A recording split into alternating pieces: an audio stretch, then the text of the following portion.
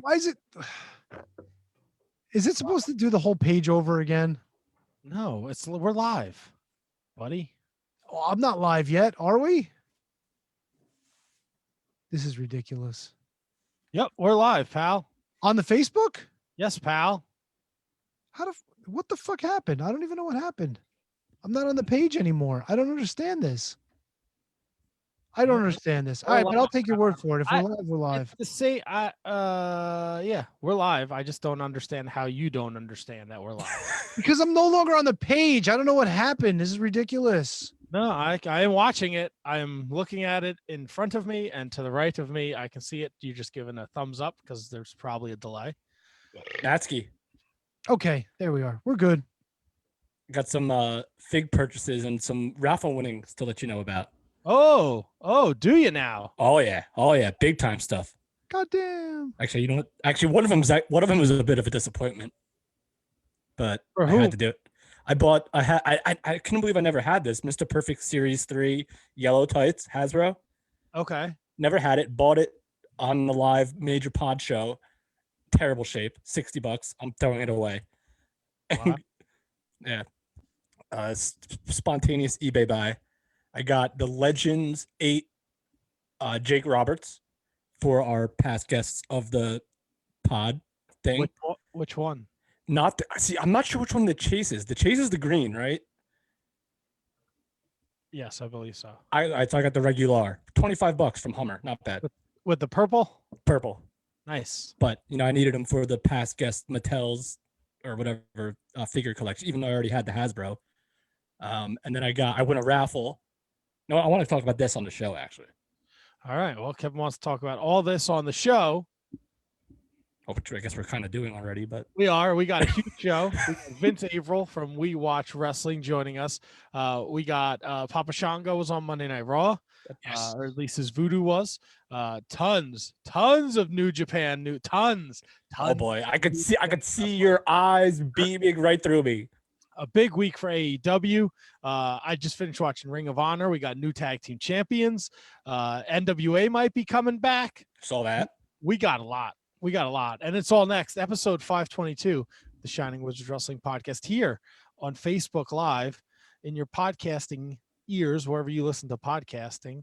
And if you're live on the rant, thanks for listening to us live. Thank you. Someone should have cut me off a while ago. No, you're fine. Following is a presentation of the Shining Wizards Network, broadcasting live on rantiumradio.com and available on all podcast platforms and at shiningwizards.com. Follow us on social media at Wizards Podcast. Check out our merchandise at merch.shiningwizards.com. Do your Amazon shopping at amazon.shiningwizards.com and become a Patreon supporter at patreon.com/wizardspodcast. As always, we thank you for your continued support. And now, enjoy the show. Hey, I got this mark coming up to me when I'm trying to leave this place. I've made God knows how much money off of these fat losers on merch money, on my fee. And right now you are listening to just another reason why I get paid, as this guy hands me a 50. My name is Maxwell Jacob Friedman. I'm better than you and you know it. And you are listening to the Shining Wizards Podcast, unfortunately. What's up, fuckers? I love the big package. And he's got those smelly balls. What the fuck are you talking about? Fucking loser. Fuck the Shining Wizards.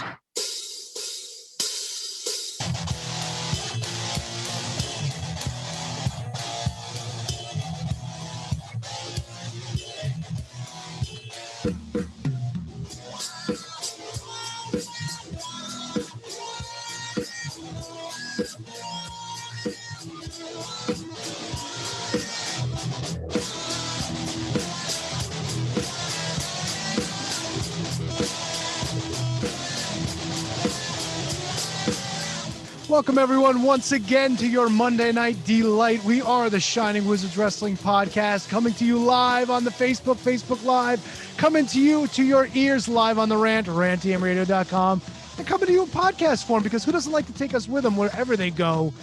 But, of course, as you know, for 522 episodes now, it's wrestling talk. And talk about wrestling. Tony. Matt. Kevin. Oh, baby. What's going on, boys? How you been? Choking on margarita and water. Look at you. That's how I start every Monday, Matt. So Choking on margaritas and water. I don't know. It's got maybe there's a lot of cat dander up here. Ugh. Dander. I got fucking 2 cats running around like maniacs. Well, what is dander? Like their fur.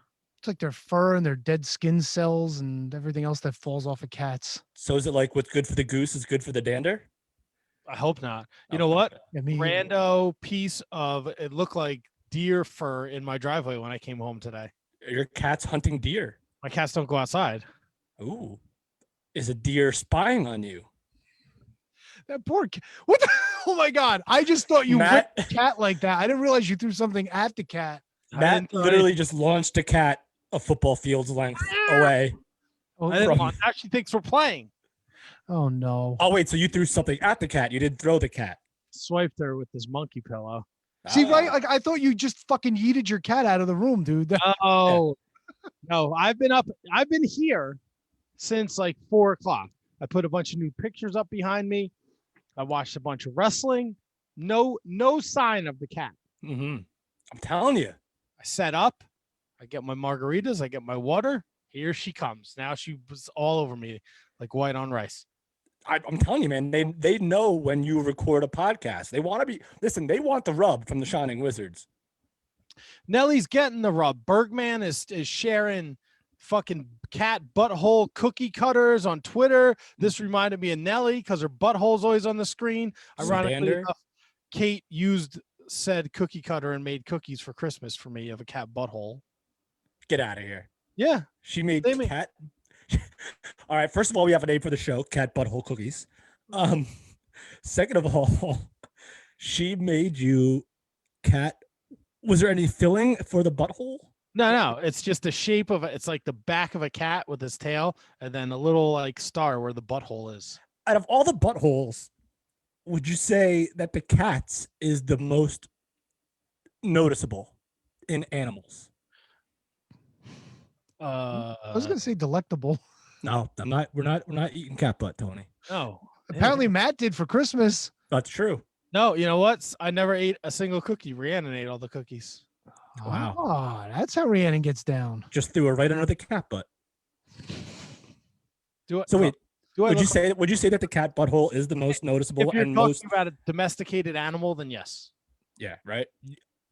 Yes. Tony, can you think of another butthole more pronounced On than a the cat? domesticated animal? Before he answers this, I just want you to know Okay. you literally just threw him the biggest softball in the air. Don't be disappointed or disgusted with whatever nasty, fucked up thing Tony says to answer your question. Well, if we're saying domesticated, That's a very good point, Matt. Damn. All right. probably not. Like a deer would have the most exposed butthole, no? Because they got that little fuzzy tail that stands straight up. What about a rabbit? Yeah, but rabbits are usually sitting down, kind of like when they're like stopped. You know what I'm saying? Like, Yeah. I they're feel like weird. rabbits are very gentle poopers. Yeah, but they like to fuck, so Well, Who I mean, knows? they're rabbits. maybe everything's the- loose down there. I don't know. Wow. I mean, I don't think that's how you make babies, Tony. But I wonder But- how many rabbits make a mistake and just fucking go to town. You know, I think they're smarter than that. they must be. There's hundreds of thousands of rabbits popping all over the place all the That's time. true. So That's true. yeah, All right. So this is a great start to the show. always. Yeah. Hundreds of thousands of rabbits, huh? Yeah. All right. All right. Can Matt. I ask a question? Hold on, Sure. Matt. I want to shout out Matt for this beautiful, beautiful Owen Hart shirt that I got for Christmas. And it was in like a box that I totally forgot. And then when I found it, Matt, it was like Christmas again. It was incredible. I know that feeling. And I am super stoked about it. I'm got my pink and black Zubaz, got my Calgary Flames hat. I'm all Calgary'd out, baby. I've got my dropped pie shirt, so I'm repping Mikey Pie. Whipple tonight. I see assholes representing fucking Switchblade Jay White over here. Again. Fucking douche nozzle. You like the poster? Look at that. Look at that right there. Yeah. So what do you got back there, Matt? For those not watching, I see you changed the background. Tony, did you change your background? Yeah, I always do every week. Okay. Well, I had this. So I've won. This is now my room. This is my wrestling room. And I got rid of, I packed up all my bobbleheads for the time being. And now there's all wrestling figures and wrestling stuff. on this side of the room, and Rhiannon hung up a bunch of my wrestling stuff that was in the closet, even that goofy Iron Sheik thing that Tony gave me that I never in a million years would hang up, but she thought I wanted it hung up, so she did. So I got this Switchblade poster from Pro Wrestling Tees, and I went out and got a frame for it. And then I have all these 8x10s. So I said, oh, let me hang some of these 8x10s up. So up top there is a Hulk Hogan from like my first ever wrestling show that I went to. That's like a 1984 Hulk Hogan 8x10. Wow. Did they sell that there, or did you go with that? No, I think they sold it there. It says 9th WWF champion on the back or on the front. And then on the back, either someone signed it or someone made a fake autograph. The Flying Irishman. I don't know if that's a real person. That's right.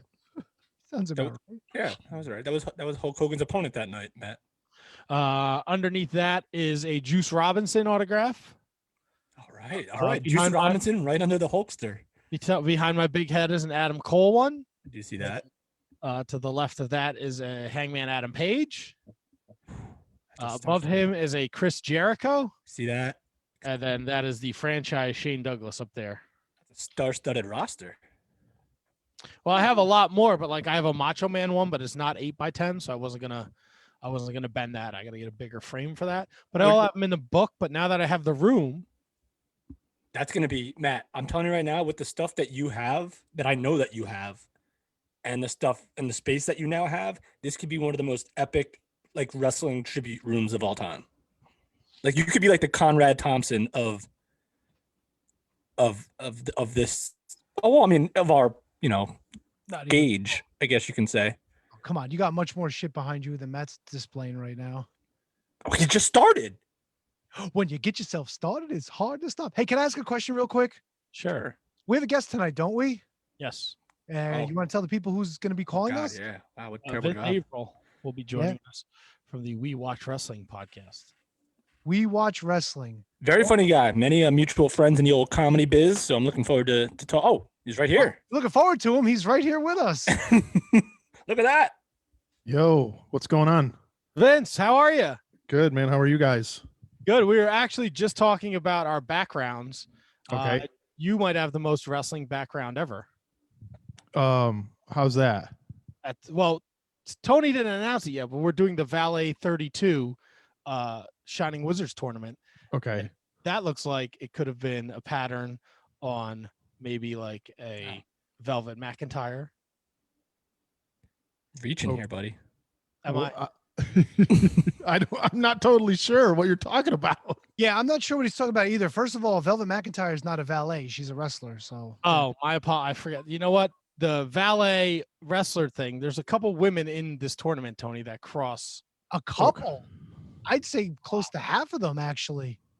When you're talking about like women, especially involved in WWF, like around the Attitude Era, they made them wrestle every other week. A lot of them should have never wrestled. But well, we're completely off the rails already. But this is Vince Averill, We Watch Wrestling podcast at We Watch W podcast on the Twitter machine every Wednesday, 3:16 a.m. It drops. Him, Matt McCarthy. It is quite an entertaining podcast. It really is. Check it out. Thank you. I appreciate that. And I'm stoked to be here. Thank you for having me. Well, thank you for taking the time out of your busy schedule. I understand you do another podcast Monday nights, right? Yeah, I have a show called Monday Night Beers now, which is just the Monday night beer drinking session that we were doing anyway. We just decided to put it to start recording it, but it worked out. We did it yesterday, so it's Monday when the people listen. It's Sunday when we did it this week. It's perfectly good. That's an incredible idea. Beers you drink, it doesn't matter if the listeners are playing along. That's right. That's right. Any night of the week will do. We are also drinking. I would say though, any female in the Attitude Era, wrestling, that's a bit of a stretch. Like a lot of times, right? It was a lot of pillows and a lot of lingerie and things that not a lot of holds, but yeah, it wasn't a great time for ladies in wrestling. Yeah, and that's a good point. I mean, it got more ladies involved in the business, but do we dare say not probably for the better? I mean, it eventually turned into like Trish Stratus started as a valet and was total, eye candy, this and that, and ended up being arguably one of the best female wrestlers of all time. Lita started the same way, even though she started prior to that as a wrestler in ECW. So you can kind of make the case for both, no? I mean, yeah. I mean, there was some wrestling, like certainly. I just mean generally, like not as we think about it now. Not in WWE. I mean, there was obviously Japan. There was women wrestling at a level that's beyond maybe even what we're seeing now here. But yeah. But I'm sorry. So when I hopped on, and I apologize, maybe my audio didn't click in correctly or whatever. But so you were talking about my wrestling background, or my. He literally meant what's behind you. Oh, got it. Okay, yes, very, very trippy, not intentionally so, but yes, a lot of birds and flowers and yeah, it's cool. It's weird. But yeah, I did see so you haven't announced it, but you did put the brackets out, right? Or did you just? I saw those. Yeah. Yeah, the brackets were released. I think I released them earlier this morning because the tournament does start tomorrow at noon. Okay. So what I did was it was really tough to try to come up with 64 women who like dabbled in being valets. So we cut it to 32. So what I did was we were actually spreading the first round of the tournament over 2 weeks, which I think gives more people a chance to, settle in. We're doing 2 matchups a day over the next 4 days. And then next week, the next 4 days, just to kind of spread it out and get people more involved. If you're seeing it every day, you're more likely not to miss something. Because I know when we've done 64 tournaments before, sometimes there'll be like 3 or 4 matchups in a day, and it's kind of hard to keep track, and because the feeds are constantly moving. We do get a lot of involvement, so kind of wanted to spread this one out, for 2 reasons. So yeah, the brackets are out there now. Yeah, it seems like a good idea, because I feel like every time I'm going through my timeline, I'm like, wait a minute, this is from a day and a half ago. Like whatever I'm looking at. So a lot of times, yeah, you got to give people time to catch up and see your posts, I guess. You know? Yeah, if you don't keep hitting that most recent on the left, then you're just fucked. You're fucked all the way around. Or if you're an old man like me and you don't even know to do that. Well, listen, I'm here for you, man. I'm here to help you. It. There you go. So tell me more about this beer podcast. Oh, I mean, literally. So me and some buddies, we would go to the bar every Monday and hang out. And so there was just a point where we were like, why don't we just, we're just talking about shit. And we started recording it. And so initially it was on Zoom because we couldn't go anywhere. And then more recently, we've been able to sort of meet up in like a park setting where everyone sort of is spaced outside, to do it. But we take questions from people, stupid stuff. I don't mean to say stupid, but it's not wrestling at all. It's like, okay. What's the best chicken sandwich in fast food, or what's would you rather Burger King, hands down. The OG one, the long OG. Oh yeah, you got to 100%. Yeah. Also, maybe the only I don't mean to take now I'm taking guys off topic, but Burger King chicken sandwich also like one of the only fast food items that I feel like is exactly the same as the first time I had it. I same feel like size. I had a time in my life where I literally ate that sandwich like 4 times a week. And like I felt that at some point they added like way more salt to it. But like that could just be like fast food in general. Like maybe they just do that to make you want to come back and want more. But I'm telling you right now, hands down, best chicken sandwich ever. I know Matt looks like he wants to chime in here as well. Well, I know what Tony's gonna say. Because Tony lives and dies by the Chick-fil-A. Okay. Ooh, Chick-fil-A is good. Now, Popeyes makes a damn good sandwich too. I've never had it. I still haven't had the Popeyes. Neither have I. Wendy's spicy chicken sandwich, also very good, top rated. You know who else makes a good one? They're hard to find these days because they hardly exist anymore. Roy Rogers Gold Rush sandwich. That's a fantastic chicken sandwich. Okay. And do you remember at Burger King? I don't know if they do anymore, but there would be like a time in the year where they would take that sandwich and it would be like they would add like tomato sauce and Parmesan, or they would do like the French one that was like ham and whatever and shit. Yeah. Yeah. They did like 3 different varieties. You're absolutely right. I forget what the other ones are, but the Parmesan one stands out. But yeah, sure. They used to do that periodically with 3 different varieties. Good stuff. No doubt, man. And Vince, just to give you an idea, before you joined us, we were talking about what animal has the most recognizable butthole. So Oh, we are literally all over the place. okay. That's good to know. All My right. cat is constantly at some point, and I know you are a cat dad. Sure. At some point, my cat will jump on the table and I will shoo her away, but not before she about faces and make sure her asshole is in the camera's view. So, And so is it your opinion that the cat butthole is the most recognizable? That's I fine. think from a domestic animal standpoint, yes, I think so. Well, probably just because the tail is so routinely up, right? It's just mere ability to be seen. That's right. Matt, No, but that's a factor that Yeah. contributes to the viewability of the whole. Yeah, and the pug. I've always heard pugs Ooh. have problems with anal leakage, and I don't know if that's true across the board. If I'm generalizing, but I heard that at one point, and I kind of swore off pugs at that to never maybe have one of those. But A lot of pugs actually listen to this show, so we are. oh yes, yeah, I'm gonna we get are myself in screwed. trouble. Yes. it's not one of those deals where like you have to squeeze their glands every once in a while. Because I've watched That's every dog. I've watched some of those pet shows like the Alaskan vets and stuff like that. Mhm. Yeah, they show those every once in a while. Ugh. No, I mean if you take your dog to the groomer regularly, like your dog's anal glands probably need to be expressed like once a month or something, as far as I understand it. I love how it's Otherwise, you get them dragging their ass on the floor and all that business. kind of like what Matt does. I do it at least twice a day. So that's what causes that. I Yeah. never knew that. Yeah, I prefer the linoleum versus the hardwood floor. It's just Yeah. Why not the carpet? It gets right up in there. because then I have to clean it and I have to explain to the wife why, and I can't. There's only so many times you can blame the cat before she like Rug burn, dude. That's the answer. Rug burn is the problem there. yeah. Then she's like got the 6-foot smear of shit. The cat isn't doing that.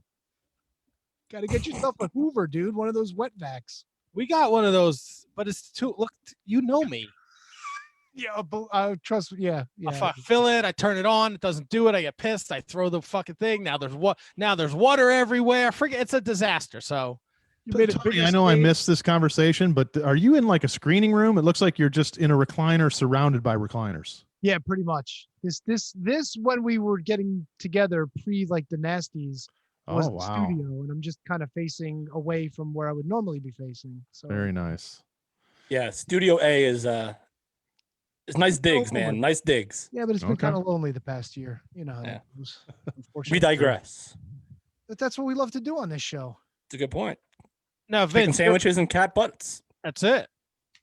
Now you're a man of many podcasts, Vince. How are you and Matt dealing with the pandemic, and have you gotten used to doing your podcasts over Zoom or Skype or whatever you guys are doing it over? Yeah, and I think one benefit is that there's only two of us, so it's a lot easier with the Zoom, because even when I was doing beers and that over Zoom, it gets more difficult the more people, but yeah, it doesn't feel really weird anymore. It's just like, it's been a year of doing it this way and it sounds the way it should sound. And so I think we're just gonna more than anything is like him and I would travel to shows like regularly. And so not only have we not been at a live wrestling show at all, but we just haven't been on the road or anything. That's kind of the weird piece, but I Let me ask you this. Sorry, Kev. No, it's all right. In a world where it seems like anyone that's ever actually been in the business, and obviously we know the history of what you and Matt have done, how do you feel like podcasts, like we've been around for almost 10 years and we still find it sometimes tough to stay relevant in people's rotations when you have, the Conrad Thompson empire and you have the everyone that has a podcast now that's ever been in the business. How do you find it easy or hard or either one to keep yourself relevant in somebody's podcast rotation? I ain't got no fucking clue, dude. I think we just like, from the minute we started, it was just like, I don't know if anybody will give a shit or not, but it's fun and we're going to do it anyway. And that's like when Tom left, it was the same thing. It's like, do we keep going? It's like, well, we're going to talk about wrestling with each other, so we might as well just keep recording it. And so I think what it is just like, I'm sure if you guys have been around for 10 years, it's like you enjoy doing it. You have a chemistry. It's fun. And so then, people are drawn to it and hopefully they tell somebody else or whatever the other mechanism is to like gain more people or bring more people to it. But other than that, just keep doing it is the only secret that I know, you know? No, absolutely. Look, I say it all the time. Like, I'm almost 40. I know Tony's a little older. Like, I know a lot of people my age that don't get to see their friends. And pre-pandemic, we got together once a week, to drink and talk wrestling and bullshit and have a good time. And no, you can't put a price on that when it comes to hanging out with your friends and just bullshit. And so the fact that my wife busts my balls all the time, she's like, I can't believe people listen to you. Yeah. Well, it's funny too, because I feel like we get a lot of people who are like, I don't have any friends who are into wrestling. And so I sort of just listen, and it's like I'm, involved in a conversation about it because I have no other outlet or whatever. Yeah, it makes sense. We've managed to build a nice little community of wrestling fans that are very active with the podcast and in our Discord, and we've created a nice little community, and it's just an extra bonus. I didn't know about We Watch Wrestling until I was in the car with my wife, who was listening to your wife's podcast. Sure. And if you're not familiar, Vince's wife Georgia does My Favorite Murder, which is an unbelievable if you're a murderino, but if you're not, you should definitely check it out. It's a fantastic murder podcast. But once I heard Georgia talk about it, I was like, I got to check out Vince's podcast, and I've been listening ever since. And that's probably been like a year and change now. Yeah, we definitely have gotten a little bit of a rub from them, no doubt about it. They got a couple listeners over there on that one. Just a couple. I left my phone on the table the other night after I tweeted you were going to be on the show, and Marty Hardstark retweeted, and my wife saw. She was like, "What? And I'm like, you don't want me to tell you about my stuff, so I'm not going to tell you that Vince is going to be on the father-in-law is very supportive. He's a very supportive man. That's awesome. So you guys started, like you said, just talking wrestling. Did you see that it would become as popular as it is? I mean, you guys were doing shows around WrestleMania time at the WrestleCons and everything. No, I mean, I think, like I said, like we just started doing it, and it we don't really look at the numbers anymore, but because we're not like on a proper network right now, we kind of just do our Patreon, and then we put our show out every week, obviously. But because there aren't ads to sell, we don't concern ourselves so much with how many people are listening. But it was just sort of, casually growing. And I think the other part of it is just my sort of background in like hardcore and punk and doing shit yourself. So I was like, well, okay, it costs this much money to have a table at WrestleCon, so let's just do that and try to figure out if it ultimately is worth the layout of the money, and then just finding like a bar or whatever venue to just do a live show. And like I don't think we've ever had more than 80 or 100 people at one of our shows, but that's not like how it plays online. Like it's like, oh fuck, they did a show at this fucking venue in Chicago, and then the mind is left to decide how big or small that venue was, and it doesn't matter. I mean, it's still a great time. We still made the money. We've always broke even or made a little bit of money, but I just mean to say, like, you just got to do shit, and people will come or they won't, but you'll figure it out. Like, when we do these shows in LA for our anniversaries and shit, a lot of times there's like 50 people maybe or something like that, which isn't like gangbusters, but it's still a fun room full of people who are there to see you. So it's always going to have a good vibe. But yeah, I don't know. I mean, I think the conversation, Georgia was doing a different podcast at the time, but when I moved out here, and then Matt was already here, and Tom wanted to do the show, and they asked me, and I was sort of like, I don't know why the fuck do I want to do this? Like, who gives a shit, And then it's like, well, it doesn't matter if it like those are the things I feel like that a lot of times work out, are the ones that you just do them, and you're like, this probably won't be anything, but it's fun and whatever, and you do it, and then I think that's what sort of resonates with people, Yeah, we've done a handful of live shows in our tenure, and we did find that as we got on, as we progressed, they did get better. You get more comfortable, and more people come out. You've got a bigger name, so you get a little bit of a better crowd, and you kind of figure out your groove, because it is a little different doing it live as it is opposed to just us just sitting around. What was that like for you? Like you going out to do your first live show? Were there nerves? Did you have a game plan? Did you figure, let's just do what we normally do? Did that Were you work? drunk? Did it not work? Yeah. Were you imbibing quite a bit? Or? Well, so this was still when Tom was on the show, and the three of us are all, had been stand-up comics for years, and so I think in that regard, there wasn't a lot of too much nerves about going on stage, other than like, for me at least, going, now there's two other guys up here. So, I there was definitely times I think early on where I was like, damn, like my whole thing has never been whatever the reason I became a stand-up comic was never so much about like, I need people to like look at me or pay attention to me. And this is nothing I wouldn't say to Tom's face or whatever, but like, different people have different vibes. And so I think more than anything else, just getting used to at first, like how much, maybe those guys were going to try to go for a laugh rather than just doing our show.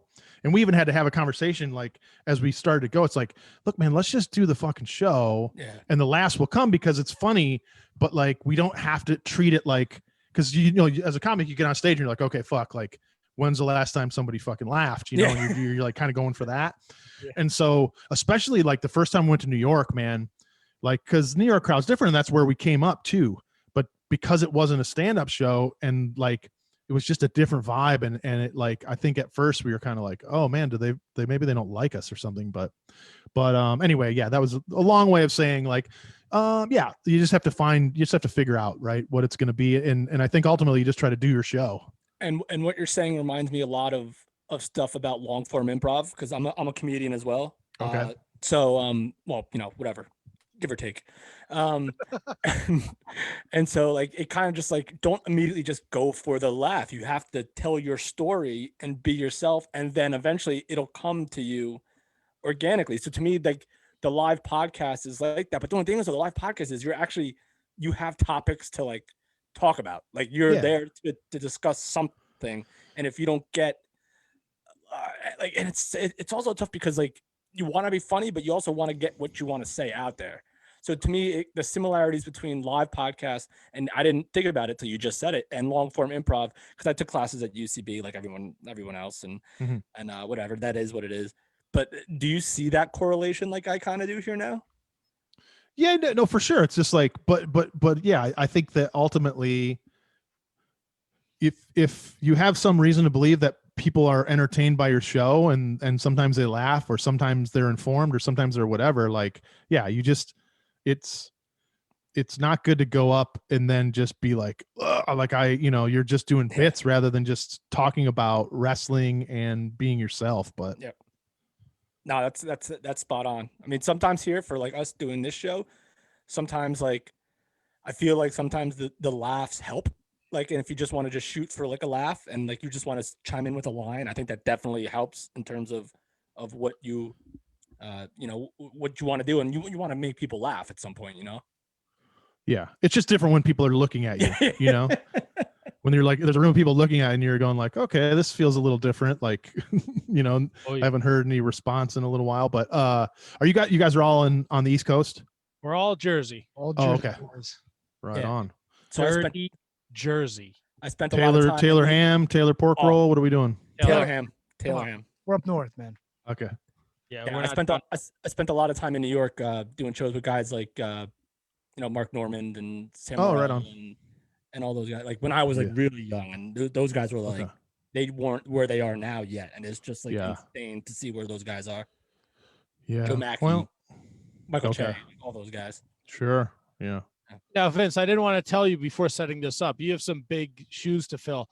Last week we had Tombstone Jesus on the show, and I know what you're thinking. Fuck, man, Tombstone Jesus. But I think you're okay. But I don't want to put the pressure on, because Tombstone Jesus, easy for me to say. Mm-hmm. He was, if you're looking for an interview, my friend, he's out in Utah. Okay. Mountain metal pro wrestler. Tombstone Jesus is your guy. Oh boy. All right. Listen, man, I can only be myself, and I hope when it's all said and done that I was able to provide something even close to what Tombstone Jesus brought to the table.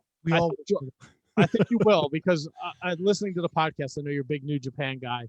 And you and Tony shared a very similar love for Tanahashi and his awful fucking hair. His hair is atrocious. Fuck off, awful hair. His hair, his hair was this weekend. Castle Attack. His hair looked awful. His hair was on point. I don't know what you're talking I about. got a thing for guys' hairs. I don't know what it is, but his hair is awful. Well, you're clearly off base, so I don't know what your thing about guys' hair is, and I don't know why you would bring me on here and then try to just insult me. But I'm not insulting you. His Tanahashi, different story. Well, maybe definitely up in the conversation of the greatest of all time, and I could not be more excited that he has won another major championship, and he has gone on record as saying he intends to try to bring it up to the level of the IWGP, and I have no reason to believe that he won't. Do you think that was New Japan's play when they decided to and we haven't really talked about it, but they are holy shit, what's the They're fuck? doing away. They're merging the championship. Yes, they're merging the IWGP Heavyweight Championship and the Intercontinental. They're going to make it the IWGP World Championship. Right. And Tanahashi said after he beat the Great Okan that this is his opportunity to rate. And of course, I mean, there's no better guy to do it. But how do you feel about them doing away with the IC championship? I don't really care, because I mean, it's like less belts is better anyway. But the bigger concern to me, or the question mark, is well, RIP the question mark. Yeah. But is why would you fucking essentially bury Tanahashi for over a year and then put this belt on him? And I mean, the thing is, it's still Tanahashi, and I have no doubt that he's got no dirt on him. He can fucking do whatever he wants. But it's still just strange that he just laid down for every single person in the company for about a year, and then this. But as far as the belts, I think less belts is better. It's not a big deal to me that they would merge that, and then they still have the US, which I hate that belt. I hate that belt. That is the grossest looking belt, I think. And that's saying a lot, because there's a lot of gross belts out there. I mean, you just look at WWE. There was some dog shit for a while, but yeah, I don't like it. Now, if they were merging the US title into the IWGP title, sure, keep the Intercontinental belt. But it is what it is. I'm happy my boy Kota Ibushi's champ, so can't complain. Sure. And I mean, but I also, if you're gonna have, like, I don't know, there's also something to be said for that old, like boxing, or even like kind of All Japan, where there's just like the dude just like covered in belts, 100%. Yeah, I get that. But even All Japan wound up getting rid of the 3 belts. I guess, because they were using the old belts from like the 70s anyway. So those things were, they've seen better days. But I do like that in the All Japan Championship, they have, they paid umbrage to those belts by making like the side plates and the main plate represent those 3 separate championships, which was kind of cool. I mean, if you're going to go modern, that's not a bad way to do it. And I dig that belt. Definitely. It's got character. It's got history to it. They should make the guys carry a giant trophy though too. They should have to just have a giant trophy with them wherever they go. If they have the belt, if they have the title, they just have to, lug a trophy around. Hey, Yano's carrying around his little trophy, and he's having the time of his life. Oh, I think it's broken every night though. Poor guy has to glue that thing back together. Okay, so as long as we're talking about New Japan, can I ask this question, because I don't always have a lot of opportunity to get this kind of feedback, but is there anyone sitting here that is that believes that Chase Owens is of any value, or that there's like, why is he, how did he get his job? How does he keep his job? What's up with Chase Owens? Oh boy. I think Chase Owens is the guy that eats the pin in every 6-man tag match. Unless there's a young lion. Unless he's in the ring with Yujiro. This is true. Right? Because I mean, Bad Luck Fale doesn't get pinned a ton. You can't have the Road General. I mean, he's in the fucking New Japan Cup again. I hate when he's in the New Japan Cup, and I hate when he's in the goddamn G1. I got to sit through a fucking Bad Luck Fale match. But I still feel like there's got to be a guy who looks better, talks better, works better, who can also be in that spot and would, like, think about all the guys who were in WWE who are just flounder, but they're like, fuck it, I got a job, kind of, it's like not everyone is trying to fucking change the world. How many of them are the Texas heavyweight champion though? Listen, I get it, but Chase Owens befuddles me, especially when he's like, him and Yano are like having a match, but I think he's just there to eat pins. I don't Yeah. know. I don't think his work is terrible. No, it's not. He's not terrible. He's not terrible, but he looks terrible.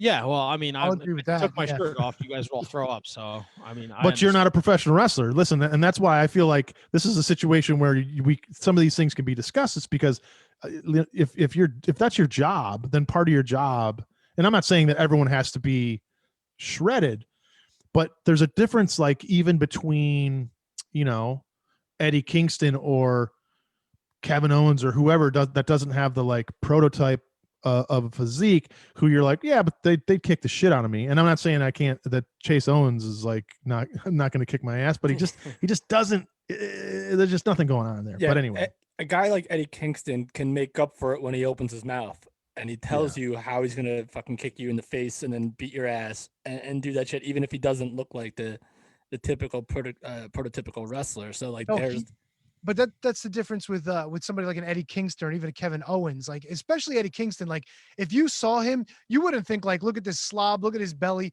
You'd still be like, this motherfucker can kick my ass and walk out with my wallet. right.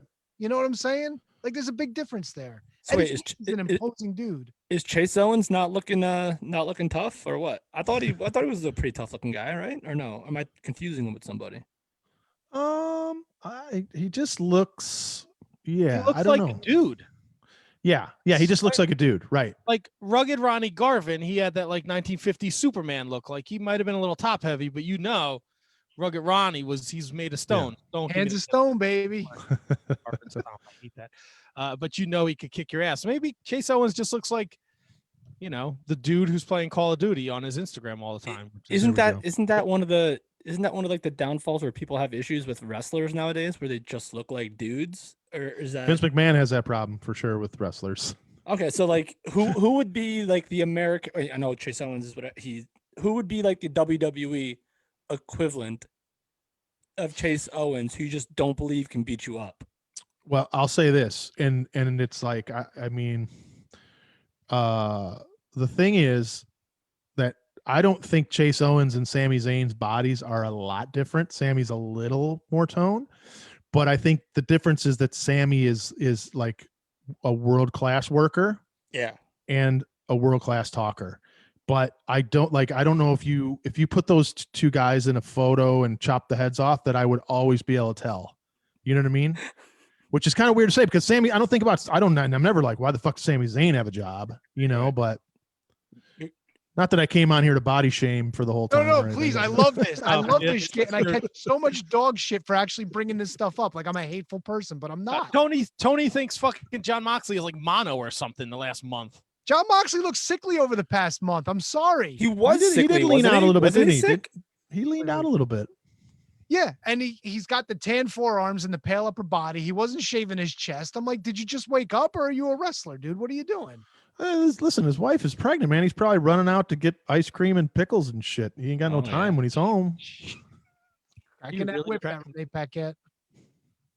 Don't so who else can we put in that category of Christ? Come on, no, this is fun, dude. I'm enjoying this. This is all in good fun. Tony, who else doesn't have the physique of a wrestler? This is my top 5 list tonight, actually. Oh, for real? No. Every so often we do a top 5 list, and I skip. Yeah, and that was just a joke. So no, it's not my top 5 list. But let's see, maybe. See, I'm trying to think. It's tough to go through because there's so many wrestling companies. Pick AEW since we were there talking about Moxley. Well, I know Marco Stunt's gonna get the dog shit beat out of him by Tully Blanchard. And thank God for that. Thank God. Yeah. Vince, who looks better, Tully Blanchard or Chase Owens? Have we seen Tully with his shirt off? No. Did I miss that? Only your dreams. We probably won't on Wednesday either. We'll Okay. probably have some sort of shirt. You think he's gonna go shirtless on Wednesday? Come on. Tully's an old man, so that's the thing. Yeah, that was but he appears to be in shape. The Rock and Roll Express don't look so bad with their shirts off, but they still wrestle with them on. You know who was like that, like skinny, fat, like Janela? No, Janela's great. Yeah, but he's a little doughy. But he keeps it tan, and in the immortal words of Arn Anderson, fat looks better brown than white. Fair enough. He still looks the part for sure. All right. Well, while we think about skinny fat, Maybe we keep it moving. Vince Averill here at Vince Averill on Twitter, at Vince.Averill on Instagram, at We Watch W Podcast on Twitter. Again, every Wednesday, 3:16 a.m. wherever you get your podcasts. I listen to it on Spotify. I'm sure you can get it on iTunes, Google Play. I don't know, Everywhere. everywhere. And then they have a patreon.com/We Watch Wrestling, $7 a month. They're doing watch alongs. If you like their Mid-South homework, I think they're doing world-class homework this week. Nice. No, it was last week, and in fact, let me look right now. I've been chasing, not Chase Owens, but chasing an interview for this week. That will hopefully be pretty hot if I can get this individual to continue to respond to me. They like started and then kind of disappeared on me. Yes, the wonder of booking a guest. Yeah, right. It starts. I'll do it, and then you follow up, and it's just crickets. Good times. Yeah. What happened? Wait, Did someone tell you? Can we talk about that a bit? Yeah, like who was your biggest get and who was your biggest disappointment, and whether you couldn't get in touch with them or they kind of were wanting something and just. Well, see, it's a new development, the interview, because we don't really have guests on the show. Although, I mean, we've spoke at length that in the early days we had people on once in a while. Brian Alvarez being the one person that comes to mind who was a bit of a dick. Like when we couldn't get things going like right away, he was sort of like, tapping his foot and being like, come on guys, what's going on?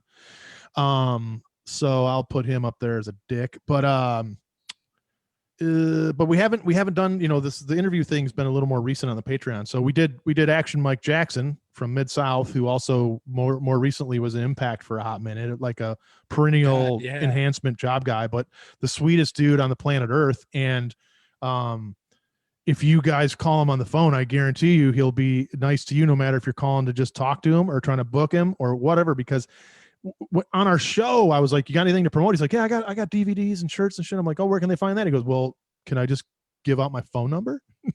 And I'm like, "I guess you can." He's like, "I don't have any enemies that I know of." I'm like, "All right, give him the phone number, Mike."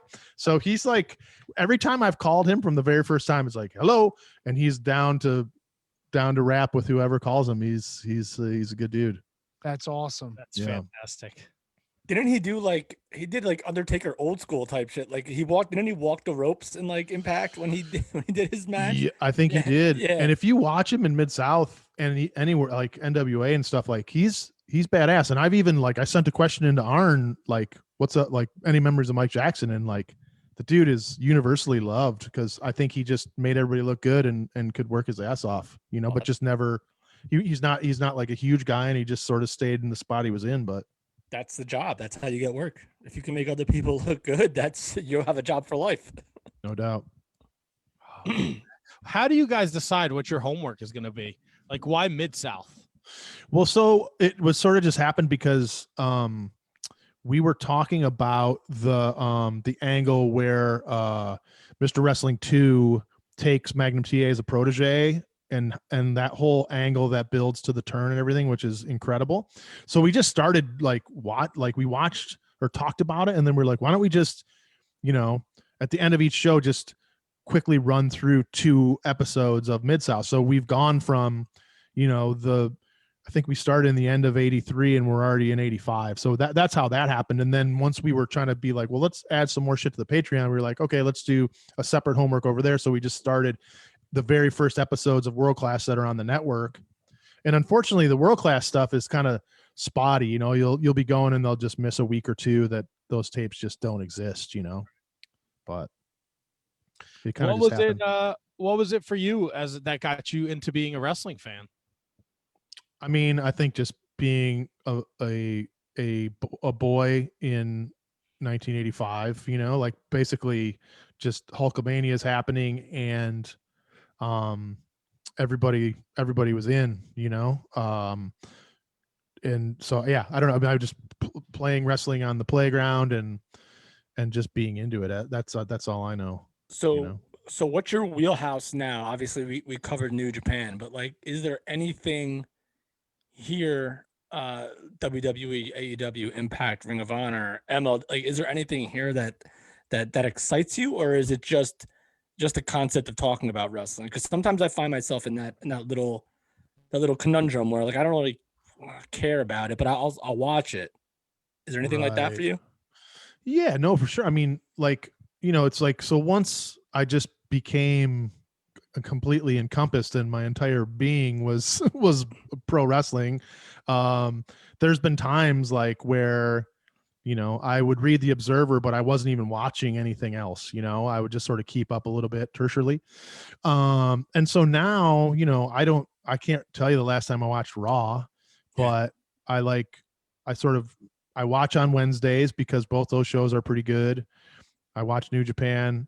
And then from there, it's kind of, if I see something, I'll tune into Ring of Honor, or if they're, if it's like a match or something for MLW. But other than that, it's like once my wife goes to bed, it's like, okay, now what do I do? Do I want to go to 92? Do I want to go to 87? Like, and then I can just find whatever old shit that I'm into, but there's the product right now, like is not exciting across the board, quite obviously. Right. So follow up, because we always compliment how wrestling is kind of in its like second boom. There's all these different places to work, and there's all these different places for the wrestlers to work, and there's so many different options to watch. Do you think that I always thought of it as a positive, but now I'm kind of thinking it might be a negative now, because there's just so much, and you can't watch everything.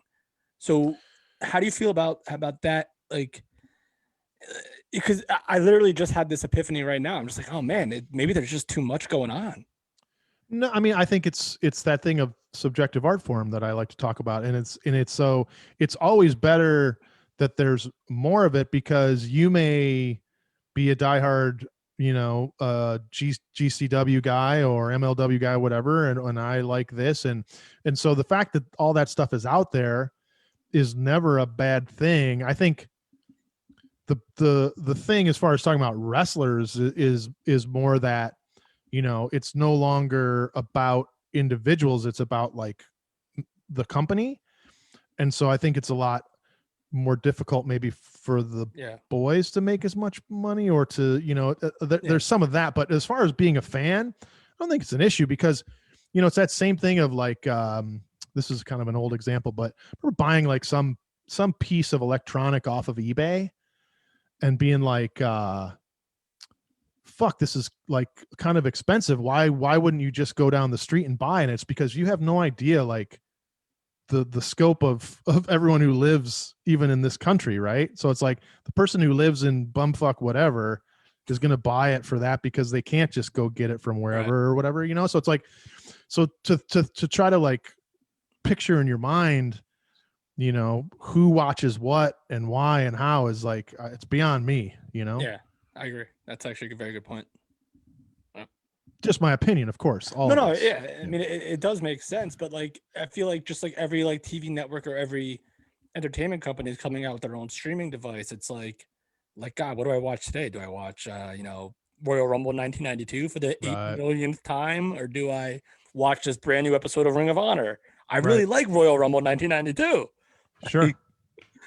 So yeah, I mean, I'm sure it's hard. It makes it harder on the companies that aren't, WWE or someone who has, major TV, but yeah, I agree, Matt. So we're talking to Vince Averill at Vince Averill on Twitter. I see you shared a couple pictures with our friends over at Violent Miracle of you at ECW shows. This looks like the Hammerstein Ballroom. Did you ever get to go to Philadelphia? Yes, I went to the arena for Cyber Slam 99, Cyber Slam 2099. That was whichever one that was. That was the one time I ever went to the ECW arena as it originally was. How was that experience for you, being an ECW fan? Oh, it was fucking incredible, man. It was awesome. And because, the Cyber Slams, like, it was almost like a little bit of a convention the day before, where there were like some Q&As.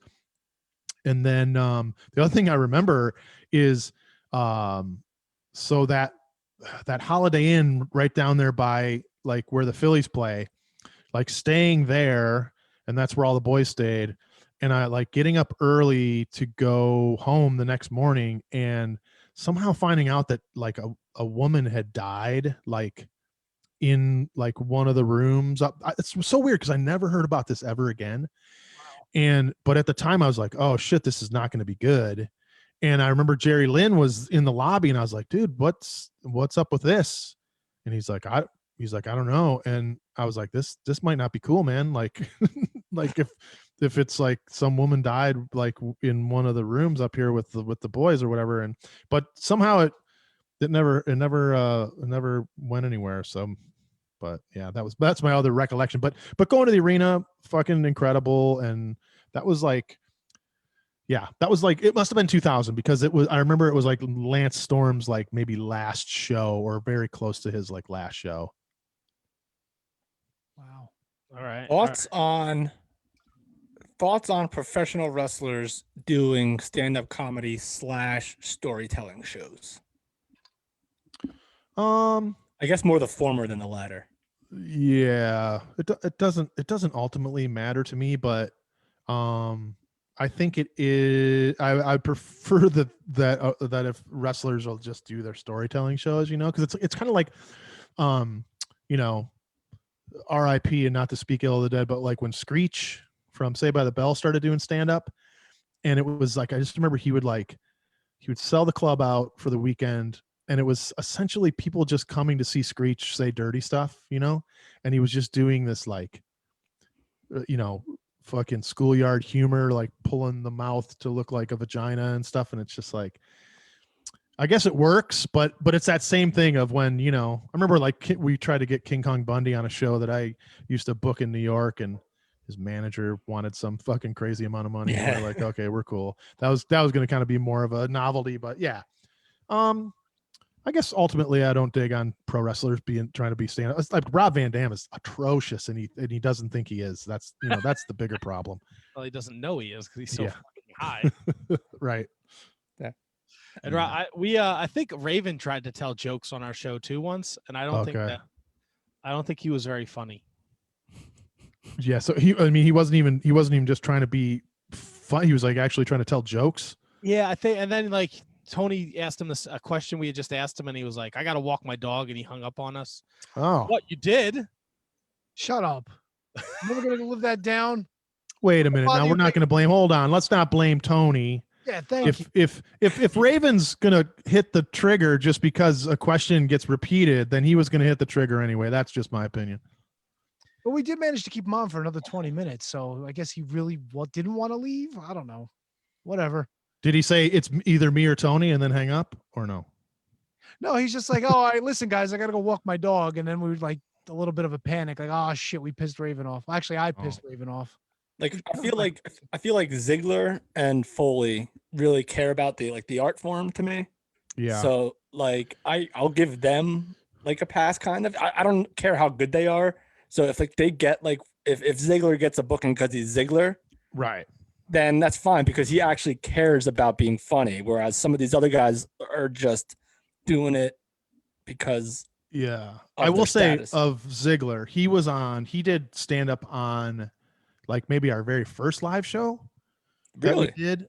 And I remember he like rolled up, and this is like, I don't think he had even really done stand up very much. He'd only done it maybe a couple times before this. So I'm not like shitting on him, but he was like, and I remember he was like very worried, like, he's like, I better just do like my wrestling like jokes. And it's like, dude, what you don't understand is these people all are here to see you. And so that in a stand-up setting is like, it's huge. You can get away with so much. That's it. And so he ended up just doing wrestling jokes, but it was like, no, man, you can do whatever, unless you're like completely, abhorrent or just like mean on purpose. These people are going to be with you no matter whatever your jokes are. But yeah. Even as like, I think he was a judge for a roast battle at like the Stand. He didn't have to come and be like a judge at a roast battle. He just showed up and he came into the side room and shook everyone's hand, was cool. Like he was like, I would be at a wrestling show, like, going and shaking everyone's hand. He did that to the comics. Right. So exactly. Cool. So he's that's exactly right. He's very cool and respectful. Whereas like I've seen Rob Van Dam not only not be funny, but shit on the other comics, so it's like, okay, at that point it's like, well, all right, fuck off. But Yeah, look at that. Learning something new, boys. I think Colt does a good job too. He's pretty funny. Colt does as well. Because Oh, again, these are guys who like are genuinely into comedy and want to, are not showing up like I'm this guy. So now no matter where I am, this guy, I'm fucking sweet. You know what I mean? It's like, okay, I'm in your world now, so let me just be cool about it and fucking do my thing, So you guys don't do a lot of interviews, you said, but you have a lot of interactions with a lot of professional wrestlers. It sounds like. Who's outside of Action Jackson? Do you have like a favorite, someone who you just always are just excited to see? Just on like a friendly basis. Yeah. Like as a good dude. Bateman from ROH is a sweetheart of a guy. Who else do we run into sometimes? It's funny. Kevin Owens is very cool. There was a night in Reseda when he, this is back when Matt was on the Pete Holmes show. And I remember he like leaned over the ropes after his intro and he points at Matt and he goes, "You suck on the Pete Holmes show. And so does Pete Holmes." But yes, he's a very nice guy. I'm trying to think who, yeah. I mean, I would say more Brian Myers is a great dude. I'm sorry, who? Brian Myers. I'm not familiar with his work. Kevin's boyfriend. You just pardon me. You just touched the nerve. Forget it now. It's back over. that the other before Matt got sober, when we were at WrestleMania in San Jose, I remember we rolled into WrestleCon at like 10 in the morning, and Matt and I were both fucked up already. And he's like, he sees us, he goes, "You guys are fucked up already at 10 in the morning." A dear close personal friend right there, Brian Myers. Right on. Yeah, I always felt bad for how it went at PWG for him, because he came in for Ebola right after he got released that first time, and I think it was him and maybe even AJ, and it just didn't go. It didn't turn out for him, unfortunately. But anyway, yeah. Brian Alvarez is the only dick in wrestling, as far as Attaboy. I'm playing. You could add Jacques Rougeau to that list. Oh yeah, there are definitely some dicks, and there are some people who are just awkward, who are just like, it's just whether they're whatever they're trying to be, it's just an awkward interaction, No, I completely understand. I think I'm one of those people, and I think I've gotten better at it, because I think the worst interview we ever did was the Matt Riddle interview, because I just couldn't get it together. It's a fucking disaster. Go back and listen to that. It's a fucking train wreck. It's literally a train. I was so excited to book him. We just saw him at Evolve. Yeah. Like, it was awesome. And then it came and it was like, I was like, Humada. Dana White, UFC. But let me ask you though, was he stoned to the bone though? Because that's not going to help. Was it worse than Brian Kendrick just waking up from his nap? Calling in an hour and a half late. Yeah. He was not as high as the time me and Kevin talked to Moose. Yeah, okay. Moose. Yeah, we got the liner to prove it. Got no recollection of any of these interviews. That was a good one though. I think the toughest one, and one that I was really looking forward to, was Bobby Eaton. He had his documentary in the works at that point, which I don't think the thing ever saw the light of day, but nice guy, but not an easy interview. It was rough trying to interview him. And he even had the producer of the movie on with him to try to kind of help him out and move him along, but it was rough. It was rough, Yeah, it happens. Not a bad guy, just right. A rough interview. Yeah, just not super effusive in that environment. So Vince, what are you guys at the stage where you are comfortable enough to maybe check out WrestleMania this year? Like, go down there? No, I don't. I mean, I don't think. I mean, I don't. Are they? They're gonna do it, with fans. It seems it's fucking Florida, of course. But yeah. So I don't think Matt or I are like gonna be hopping on a plane to go down there. And I also don't think we could sell it to our wives either. Anyway, even if we somehow were like, oh, it's fine, we can do it. Like even if I somehow got both vaccines before then, I just don't know, especially because of how down I am on the product anyway.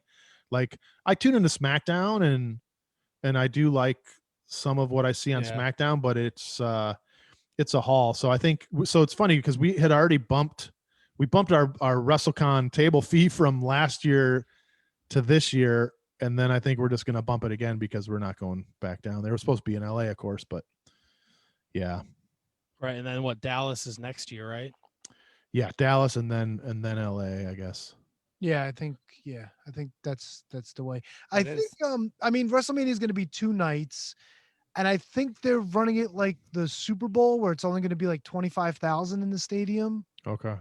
I think they're pretty much running, and I think that was a litmus test to see how the Super Bowl worked out and to gauge it from there. So Yeah. it's going to be over 2 nights. It's going to be, as spread out as they can do it. So at least they're being smart about it. I mean, it, like you said, not everybody's going to want to go.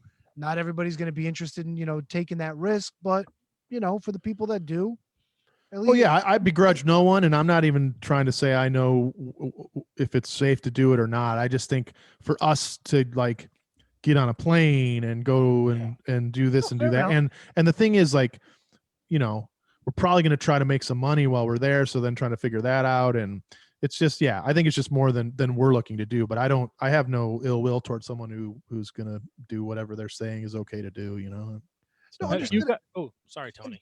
I'm sorry, just to follow, but that's the funny thing that you mentioned it too, because like we sort of have given up on watching WWE week to week as it is.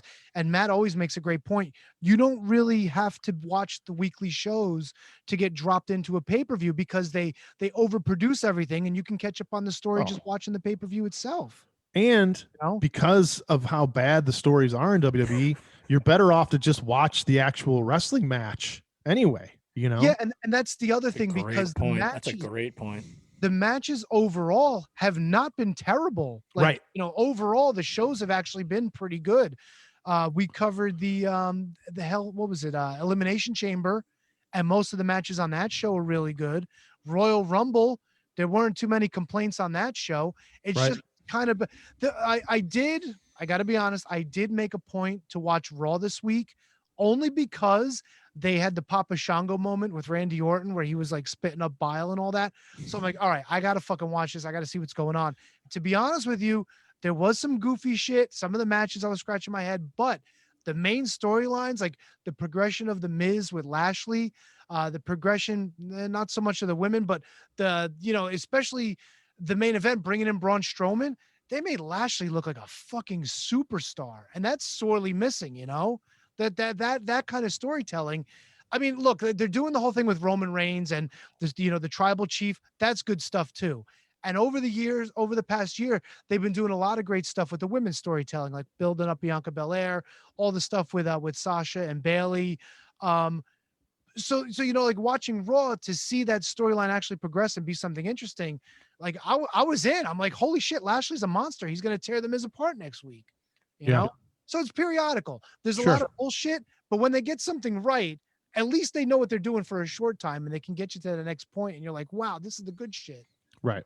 I think it's just a matter of, historically, at what point are you going to feel stupid that you bought in, and that, I think that's the bigger issue, is like, they can get it going for a week or two sometimes. And then you're going like, wait a minute, what the fuck is going on here?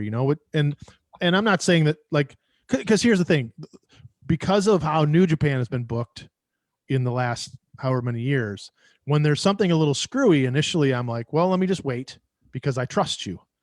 And WWE has lost my trust, but absolutely, you can tune in at times and be like, oh, this is cool. I like this. This makes sense. Whatever, for sure.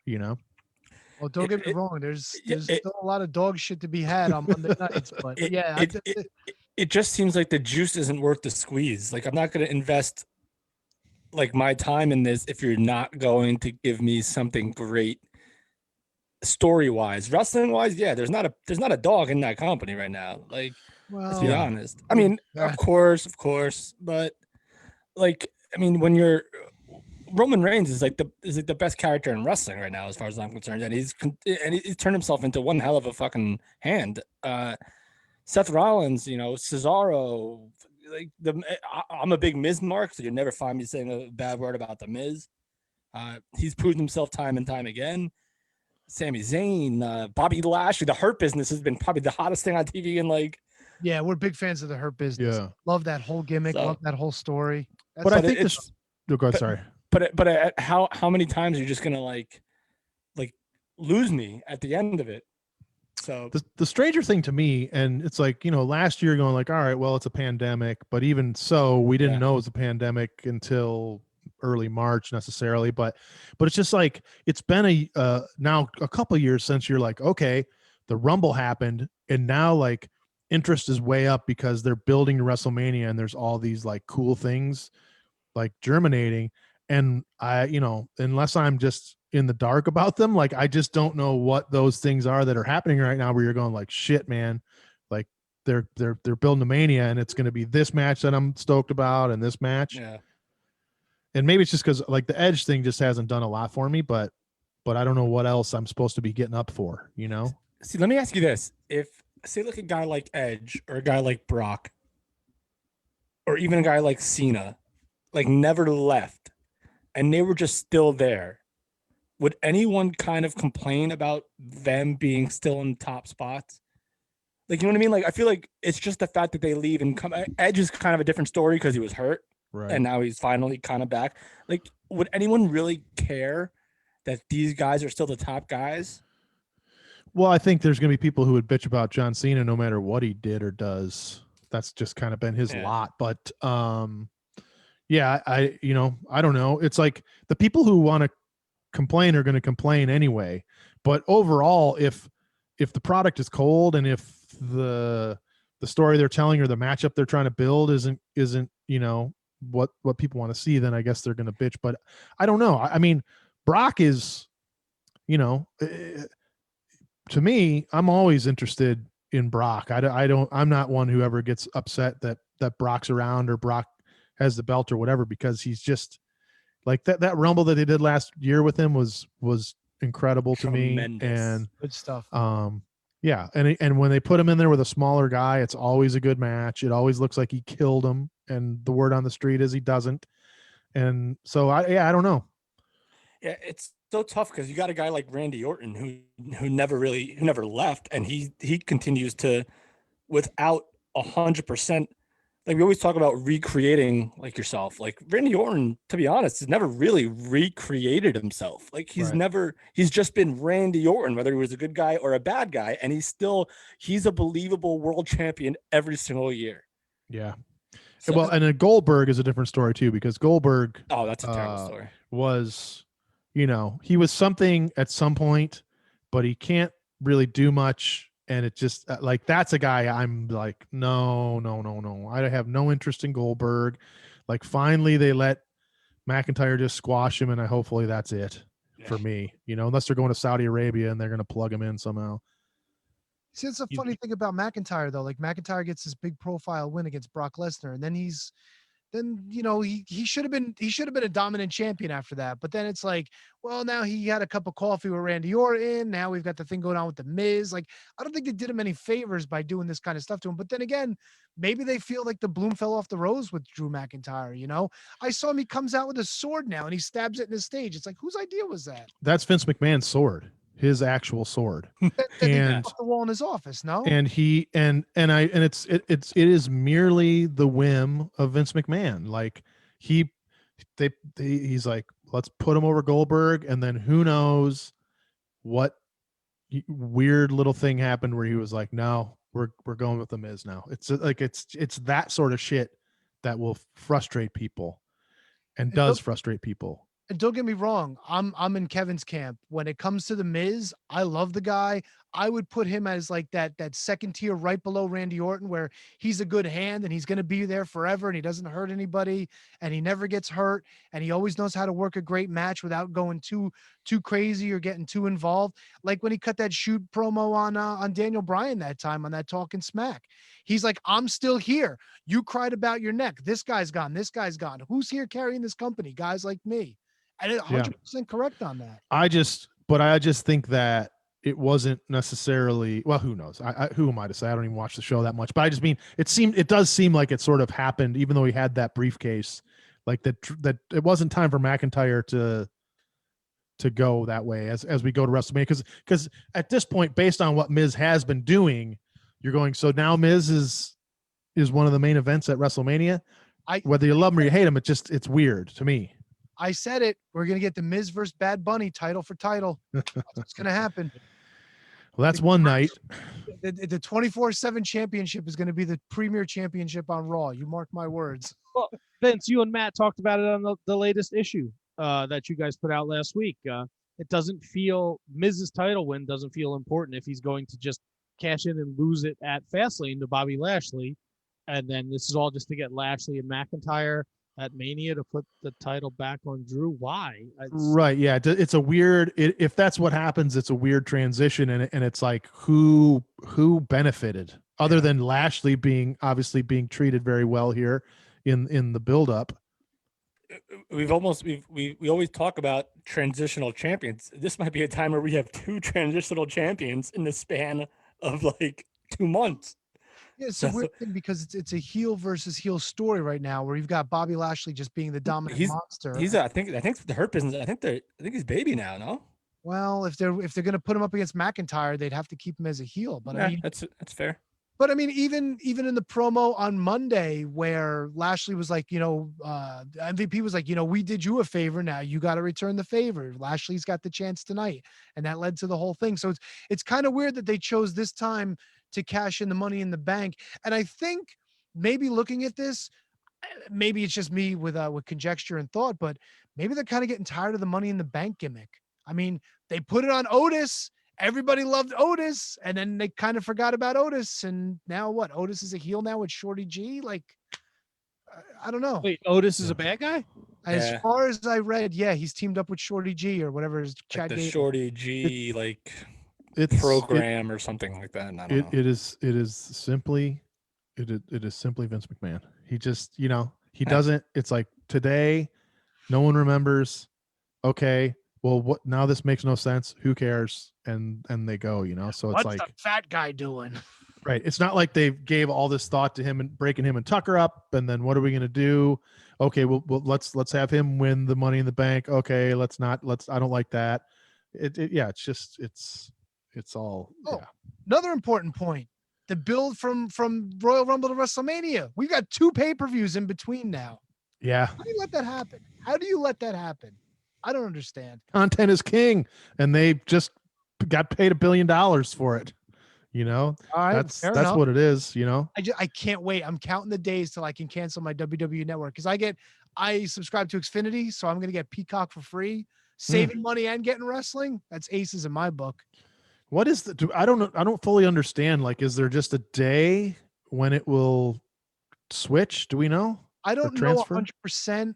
I know that March 18th was supposed to be the day, and I heard conflicting reports. Some people have said that the WWE Network subscription will automatically transfer over to Peacock, but I'm not 100%. Well, when is Fastlane? Fastlane is next week. Okay. Because they were promoting that it was going to be on both. They said that Fastlane would be on both. Ooh. Well, then it would definitely be because you would think, ad version of Peacock then. Wait, Matt's got Fastlane will be March 21st. So it is. It's definitely when the Peacock switch happens. So I think it's going to be both, and then the network will just dissolve. Probably. That makes sense. It's not disappearing for good. It's just disappearing in the States because everywhere else in the world that still gets the network is going to be able to get the network. Okay. Whatever. And they already have content on Peacock because I went down this Office podcast rabbit hole, and I had to sign up for Peacock this weekend to watch The Office because I was like, I gotta fucking watch The Office now. And then there's they have Untolds on there. I think WrestleMania Rewind is on there. The Monday Night Wars are on there already. There's a Triple H. The Triple H Blowjob Festival is on there. All their propaganda has moved already. You got to start somewhere. Vince, I want to circle back around. So I got this theory on Tanahashi minus his stupid hair. All right. Go waste. Jesus Christ. Is it his last? Are they telling a redemption story where he's going to ride off into the sunset? Like he's going to take the never open weight title. He's going to avenge the last year where he was essentially losing to a lot of people, elevate the title to the second biggest title in the company and then have his swan song.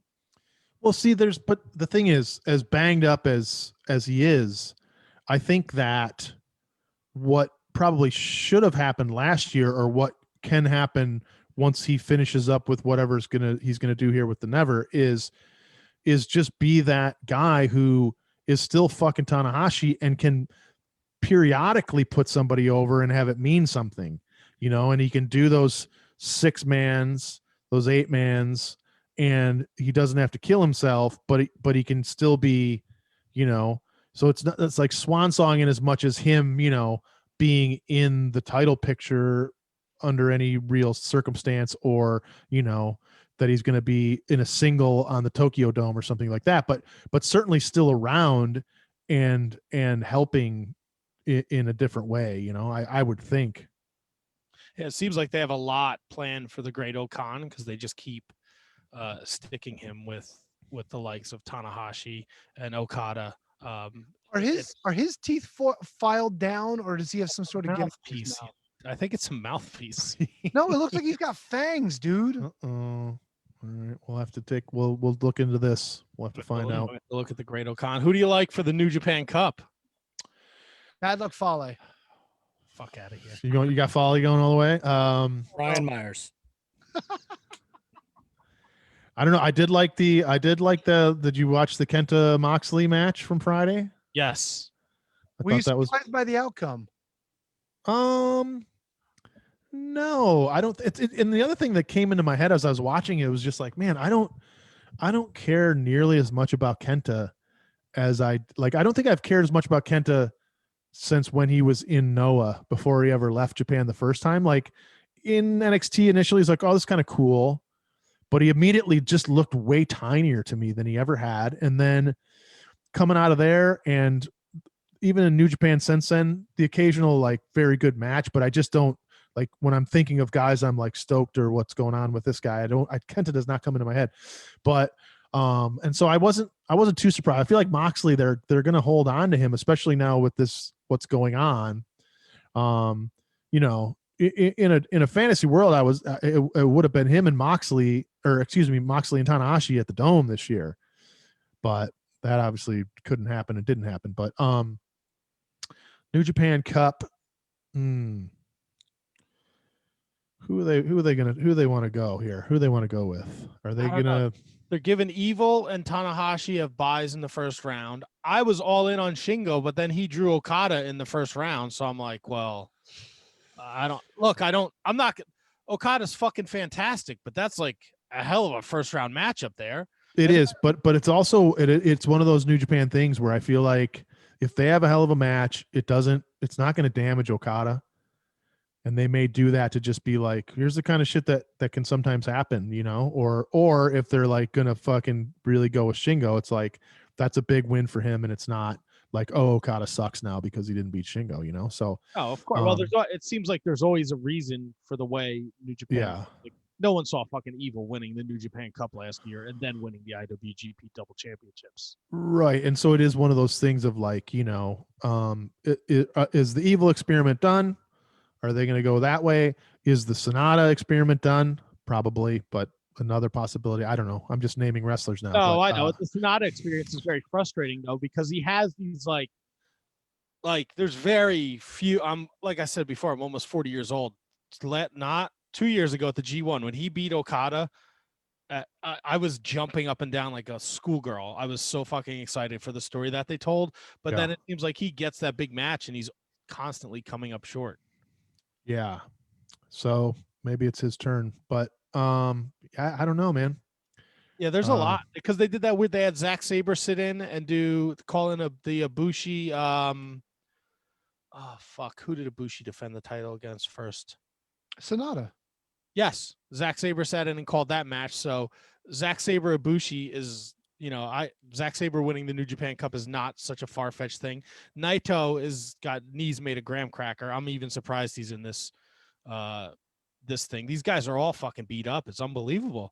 Yeah, I remember like this is back maybe right before Nakamura came over, but we had heard that like him and Tanahashi, like when there weren't people around, like walk around like they're 80 years old, that they were both already like really, really banged up. But it's, it's a different culture, even in wrestling, I feel like over there. And they don't like, they do the tours, but they do have some time to recover, and they utilize those multi-man pretty well. So Naito may be able to keep those pegs going a little longer. Yeah, and him and Ibushi did not disappoint that No. main event. And I know that Ibushi's going to beat Desperado, but I fucking love El Desperado since he came back. And then that match with Hiromu, and then that triple threat was a lot of fun. Although El Phantasmo he's like Finn Balor 2021. I've come around on him. I did not like that dude. But maybe I was getting worked. But I've come around to him, and I also enjoyed him on commentary there when he did a couple shows. I told Kevin Kelly he's better than any of his partners. I mean, Don Callis was legendary, but that's not a thing anymore. Kevin Kelly does they do a great job telling the stories too. For sure. On New Japan. And they got a bunch of the guys, like Kento will be back for the New Japan Cup, so will Juice and David Finlay. So how do you feel about the Forbidden Door? I don't know that I need a name for it, but I'm happy that these companies are working together. It's definitely going to be very cool once people can travel a little more freely. But I don't know why there had to be like an out and out name for it. And I'm pumped up for Revolution this Sunday for sure. Not so much for Shaq's match on Wednesday, but you never know. Maybe he pulls one out. That's where you're wrong. I cannot wait. Jade Cargill is my favorite thing in AEW right now. I cannot wait for this match. Well, it's the thing about it that seems weird, and maybe something will happen where we don't see it, but like Red Velvet just seems like she's there to take a pin. Like it's just a glaring like, okay, this is the person who's here to take the pin. Red Velvet is our Chase Owens. Did you see Shaq dressed as Chris Jericho? Can you see that? That's I think hilarious. I think there's one as him as the Young Bucks too. Oh, really? Nice. He looks more like a pre-Fiend Bray Wyatt in that getup, though. Something is up, but yeah. I mean, I guess I shouldn't. Yeah, I'm curious. It'll be a sideshow attraction. Glorious. Have you been following the women's tournament? Not as closely as I should be. No. Any thoughts on where we're at right now? I mean, we've got the Japanese side sewn up, and we're looking at the finals of the American side. Who came out on the Japanese side? Ryu Mizunami.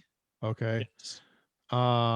And we've got the finals on the American side. It's going to be Thunder Rosa and Nyla Rose. Okay. Well, hopefully Thunder Rosa comes out on that for me, because I just think she's great. Yes. But I also, even though they've done this whole tournament, I kind of hope that Shida retains. Oh, really? I have enjoyed Shida, but if not, I could do with some Thunder Rosa. 100% on that. Yeah, 100% on that. I really thought this was going to be a vehicle for Britt Baker, though. I was kind of surprised. Yeah. To me, it can go like one of two ways. Like why do all of this if you're not going to crown a new champ, or the best of all of your talent pool isn't good enough to beat your champ. So I could definitely see it going like one or two ways, but like it seems like a whole lot of work just to not crown a new champ. And she's had it for a long time. Yeah.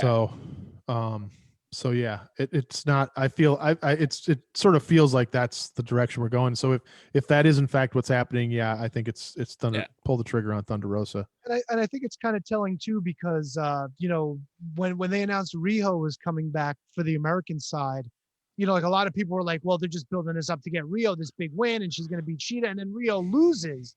Yeah. So then it's kind of like, maybe it's time that they're actually pushing for changing of the guard. Maybe just go in a different direction. Things aren't exactly the greatest in the AEW women's division. I mean, I love me some Serena Deeb. And Thunder Rosa, she's like the greatest thing right now. I don't know if you saw her tribute.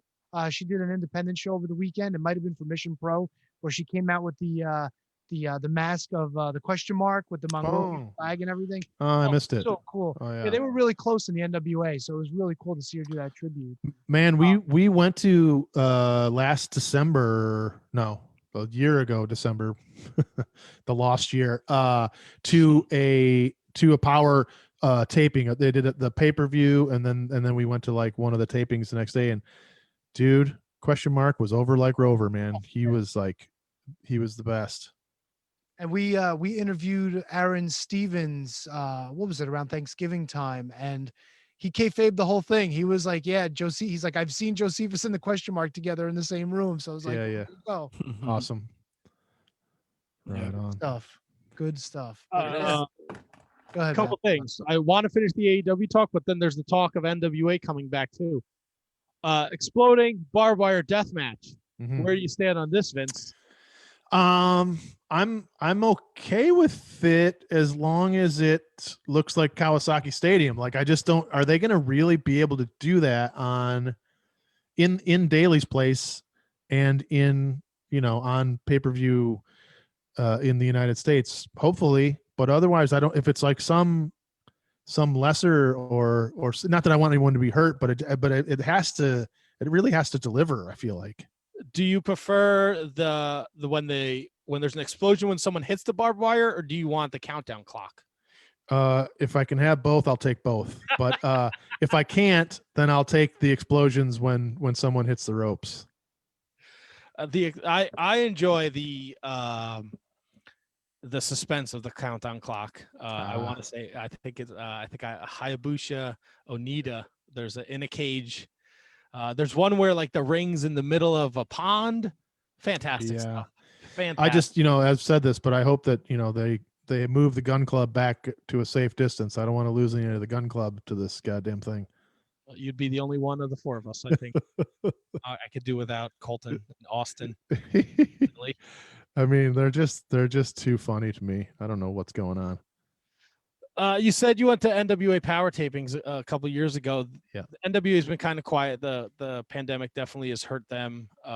It's hurt everybody, but it seems like it's hurt them the most. But they did start taping United Wrestling Primetime. Right.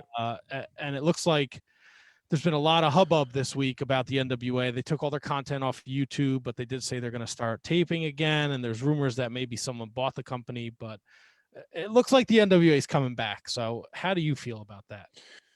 I mean, I'm fine with it. I have no idea, other than that though, like did Billy Corgan sell it? Is it, I mean, I think they've already done that sort of throwback studio thing. So it won't be that, I wouldn't think.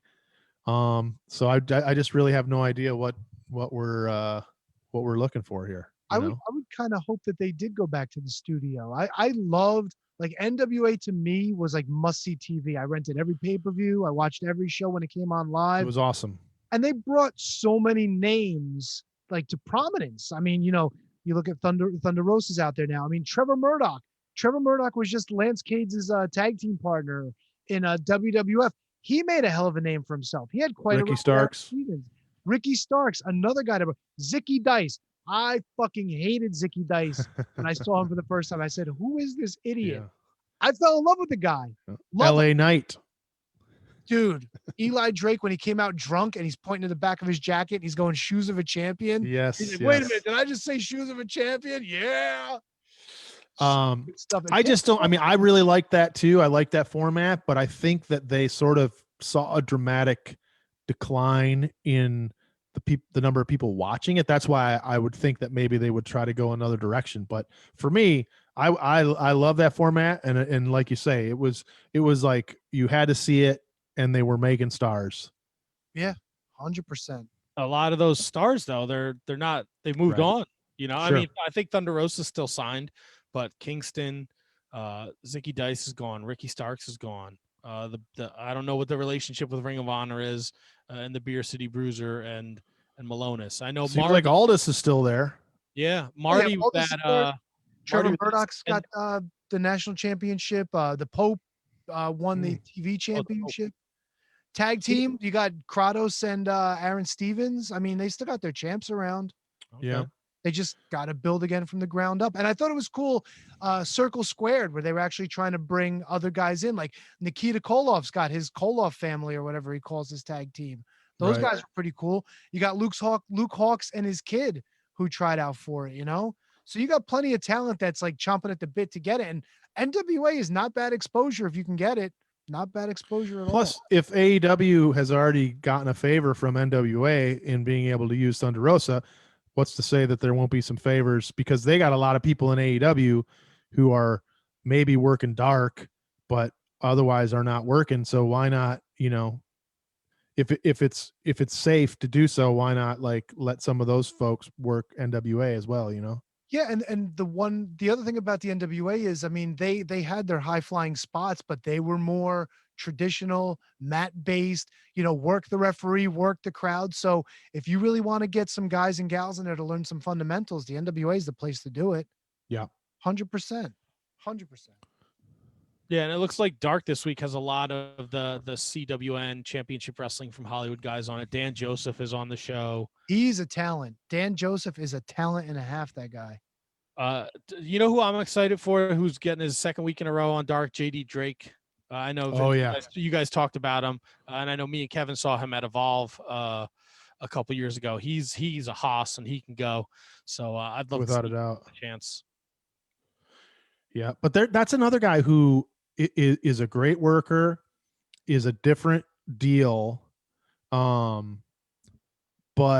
I've not now I'm coming full circle, but I feel like if he was just a little less of a belly, if he just was like a little like, you know, but hey, that's just me and Tony talking shit. You know what I'm saying? I get shit for it all. God forbid you say something bad about the King Chris Jericho. Oh my God.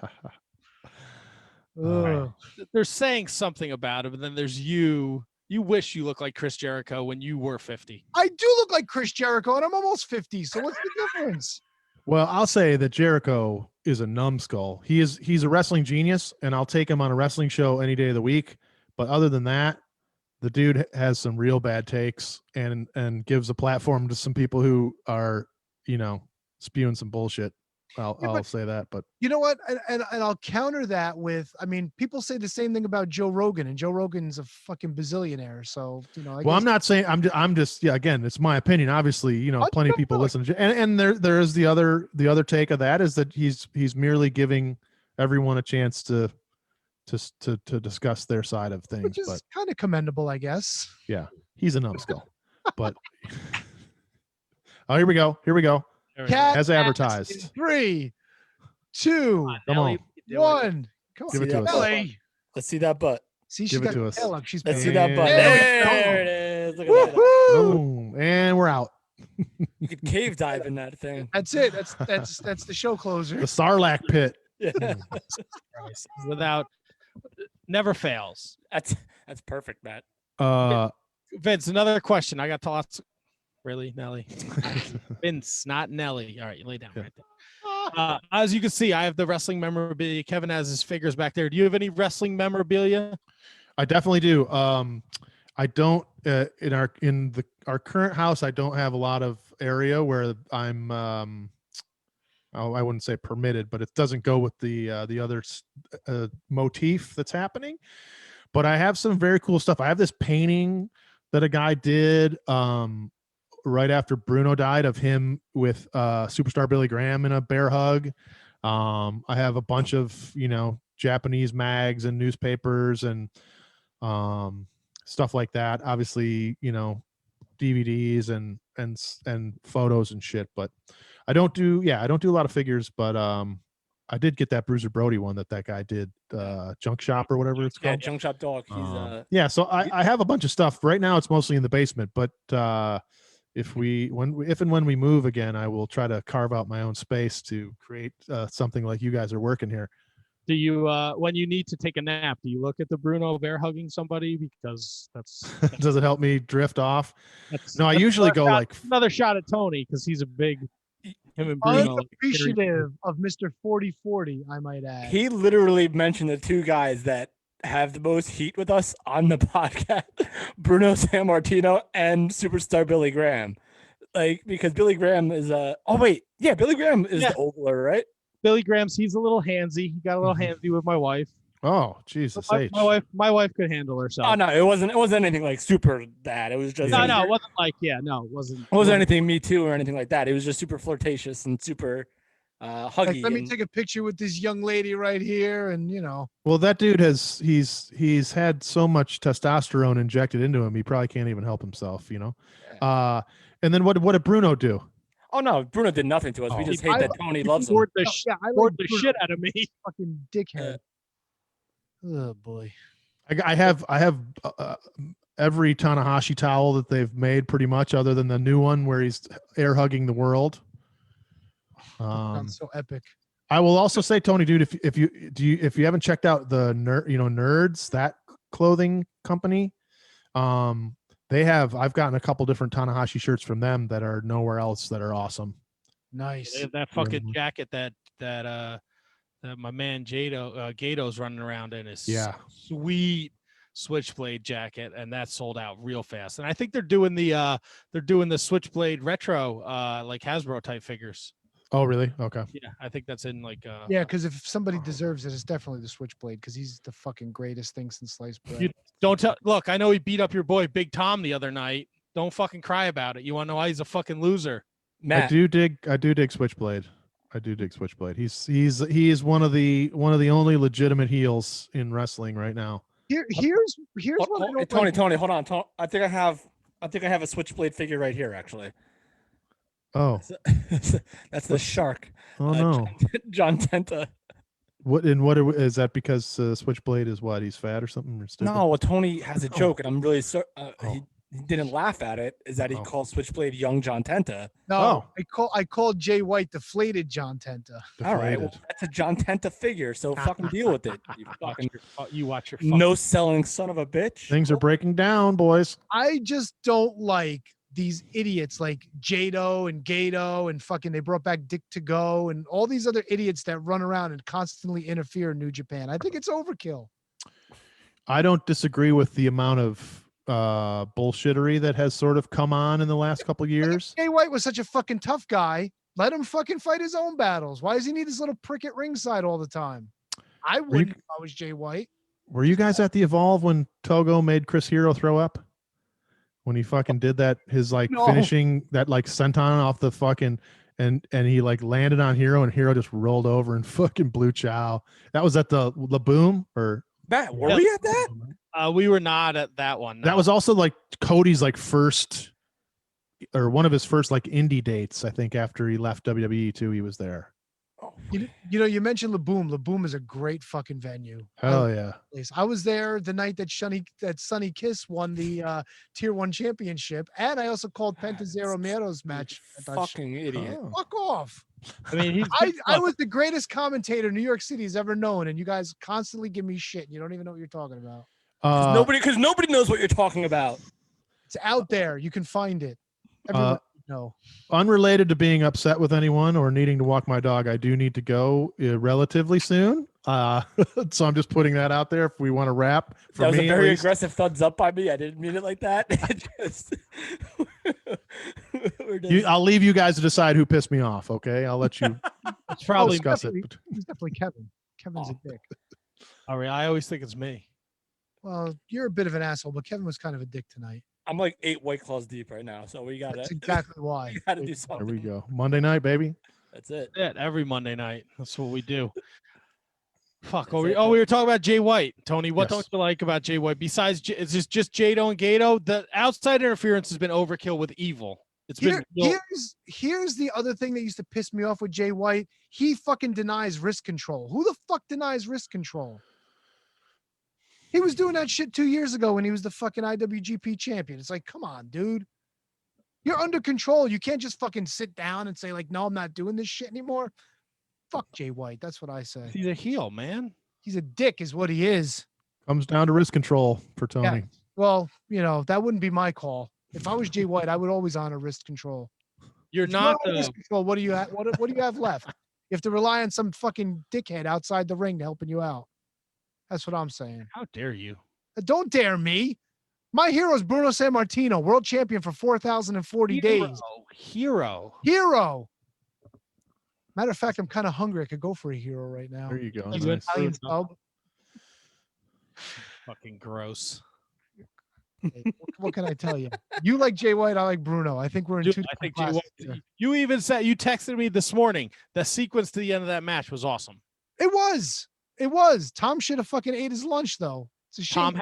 Tom had bad ribs. Okay, he got his ribs banged up. I understand. It was good storytelling. Look, I'm not going to take it away from Jay White. Can he perform? Yes. Is he a dick? Absolutely. Fuck It's the Jay role White. he plays. He's a dick. Yeah, you're being worked, Tony. You're being worked. That's okay. Tom Ishii's going to murder him one day yet. Now I'm going to be there to watch it. And I'm going to laugh. Love Tom Ishii. Oh yeah, of course. He's my hero too. Kind of reminds me. You ever been to Japan? Nah, man. Would love to. Probably would have gone this year. That's a bucket list. That's a bucket list. Yeah, so we'll have to wait again and see. But yeah, I definitely would love to go. It's next on my list. See, I think it's the only thing. Well, I can't do PWG because they moved out of that. They moved out of the. You can. It's not the same, but yeah. Yeah, but that's like going to ECW in like fucking Queens. It's not the same. Right.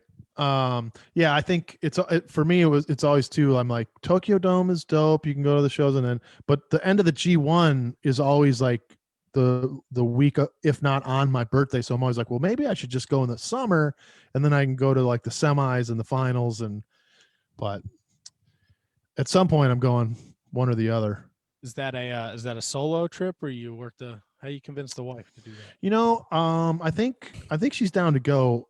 I have to like make certain that she understands like that if I finally get there, I'm not going to be able to make a lot of concessions. I have like, you know, I'm here to do X, Y, and Z kind of thing, you know, which I'm sure she'd be cool with, but I just want to make sure that we're like on the same page as far as the amount of wrestling shit I'm going to be involved in, you know, or want to be at least.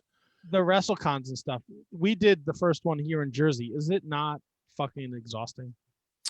It is, but it's it's always so fun. It's just a people watching extravaganza, and if you get put next, I don't think we've ever had a bad year, no matter what was going on. Like there was something happening right near us that was hilarious, or some weirdo is pulled up beside us. So you certainly get tired. That whole weekend is just a nonstop, but it's worth it for the stories. Yeah, no, absolutely. We did the first WrestleCon here in Jersey, and the convention center in Secaucus, right next to the Anvil Neidhart with his shaved abs was right across the way from us, and it was hysterical. That's funny. Yeah, I think he had some drug problems there at the end too. Unfortunately, right? Unfortunately, but those abs were shaved in. He looked fucking easy as shit. Listen, man, you gotta take some shortcuts at a certain point, perhaps. I keep telling myself that. No one wants to hear it. Ugh. Shave your ass. Yuck, me. Vince, Vince, you all the time. It's been an absolute pleasure, Vince. We appreciate you taking so much time out of your busy schedule to join us. At Vince Averill on Twitter, at Vince.Averill on Instagram, at We Watch W Podcast on Twitter. Follow them. Follow Vince. I don't have Matt's Twitter handle. My apologies. And I'll look it up after we take our break. Every Wednesday, 3:16 a.m., a new podcast drops. They're at like episode 391, so it's not like they've just started this. They've been around the block a while. They do great stuff. It's a completely different look on professional wrestling, and it's super fun. They're very funny, and I enjoyed it. And if you check it out and you like what they are doing, they have a Patreon, and they'll tell you all about it. But patreon.com/WeWatchWrestling, $7 a month. They do watch-alongs, bonus content. They're working on interviews. They're doing it all. So make room in your wrestling queue and your podcast queue for We Watch Wrestling. Vince, anything before we let you go, friend? I just want to say thanks, man. This was awesome, you guys, and I really appreciate it. And I hope that we can link up sometime, maybe even in person. Who knows, right? Awesome. That would be Listen, I'm a vaccination boy. I'm in. Let's go. Right on. Cool. All right, guys. Thank you so much. Vince, thank you. Enjoy the rest of your night. Be well. Later, boys. All right, Vince Averill. That was fantastic. That was a lot of fun, man. That was like insane amount of like content we just got out of him and out of ourselves as well. Well, of course, we're professionals and he's professional, so it all works out. Oh, well, you know, sometimes you just got to, you know, tout it. You know what I'm saying? Put it on like tout. the way a plan always comes together. Tout it out. Brag You about guys yourself. want to do the thing, and then we'll come back and we'll do more things. Oh, yeah. I love the things. Do we want to take a commercial? It's already 8:40. I got to pee, man. Yeah. All right. I bailed. I'm so sorry. I bailed mid-interview. I couldn't. I was literally going to explode. That's all right. Then, yeah, when we come back, we're going to rip through everything else because it's fucking late as shit. Yeah, we'll just cover some news, some notes. We'll do some bullshitting, and then we'll wrap it up. There you go. I like it. But boys, we can't do anything until we do what we always do around this time, right? What does that say?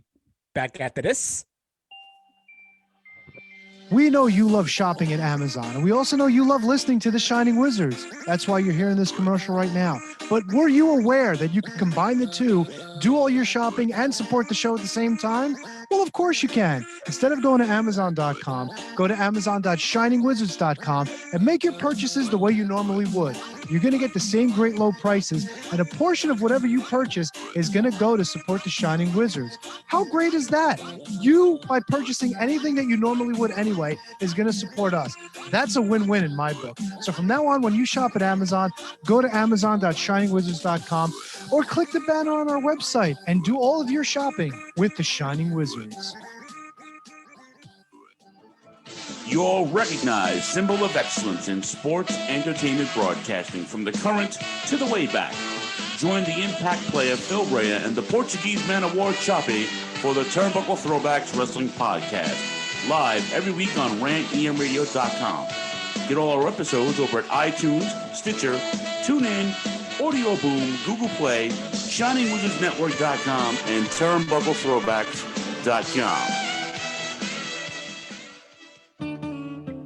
Are you tired of being told what to think and believe by Hollywood elites and politicians who just don't care about you? Tired of not getting the truth when you watch the news? Tired of trying to figure out what pronoun to use? Tired of mob mentality when all you want to do is think for yourself and make up your own mind? That's where we come in. This is Justin and Vince, your hosts of Inconclusive Breakdown. We are a weekly anti-PC podcast bringing you entertainment and current event news without any spin. If you want to truly stay informed on what's going on in the world, then give us a listen every Sunday, anywhere you get podcasts, at least till Zuckerberg and Twitter Jack deplatform us. And as always, we're proud members of the Shining Wizards Network. Tired of the PC police telling you what you can and cannot say? Want a show that travels back to the 80s and 90s, where the badass hosts have beaten down cancel culture on 3 separate occasions and carried on to gloat about it? Since 2013, the Midnight Jury is that show. Travel back to the malls and arcades, pop in your VHS, and join us where the 80s and 90s return from the dead. Conan, tell them where to find us. WLWstudios.com, home of the Midnight Jury podcast, hosted by Midnight Mike and Calvin Brody. Also available on all major podcast platforms via the Shining Wizards Network, and join in the conversation on Twitter at Midnight Jury. Horns up! This is Rock from Radioactive Metal. Join Snowy, Kareen, Aaron, and myself right here on the Shining Wizards Network every Friday for your weekly metal fix. We talk to all your favorite artists, cover all the latest metal news, cover all the latest releases, and feature brand new unsigned bands. So sit back, grab a beer, download the latest episode, and always remember, it's not metal unless it's radioactive metal. Good morning, good afternoon, good evening, and good night. My name is Thomas, and what's your name? I'm Alan. Alan. Yeah. We're brothers. That's right. Yeah. Same mother and father. Your room was... We shared a room. Shared a room. We shared a room. Thought I knew your face. Yeah, we go way back, mate. Yeah. We should do a podcast then. We have. We do a podcast. We do a podcast. What's it called? The Broadcast. Yeah, that was planned. Yeah. Well, what do we do? Well, we cover all different things in the world of pop culture. We're talking about comic books, we're talking about professional wrestling, and we're talking about movies. go back and watch classic retro wrestling events, the likes of WWE, WCW. And if you do like that, you can check us out on Apple iTunes, also on Podbean, Anchor, and on Podknife. Also check us out on Twitter at The Broadcast. That's BROKAS.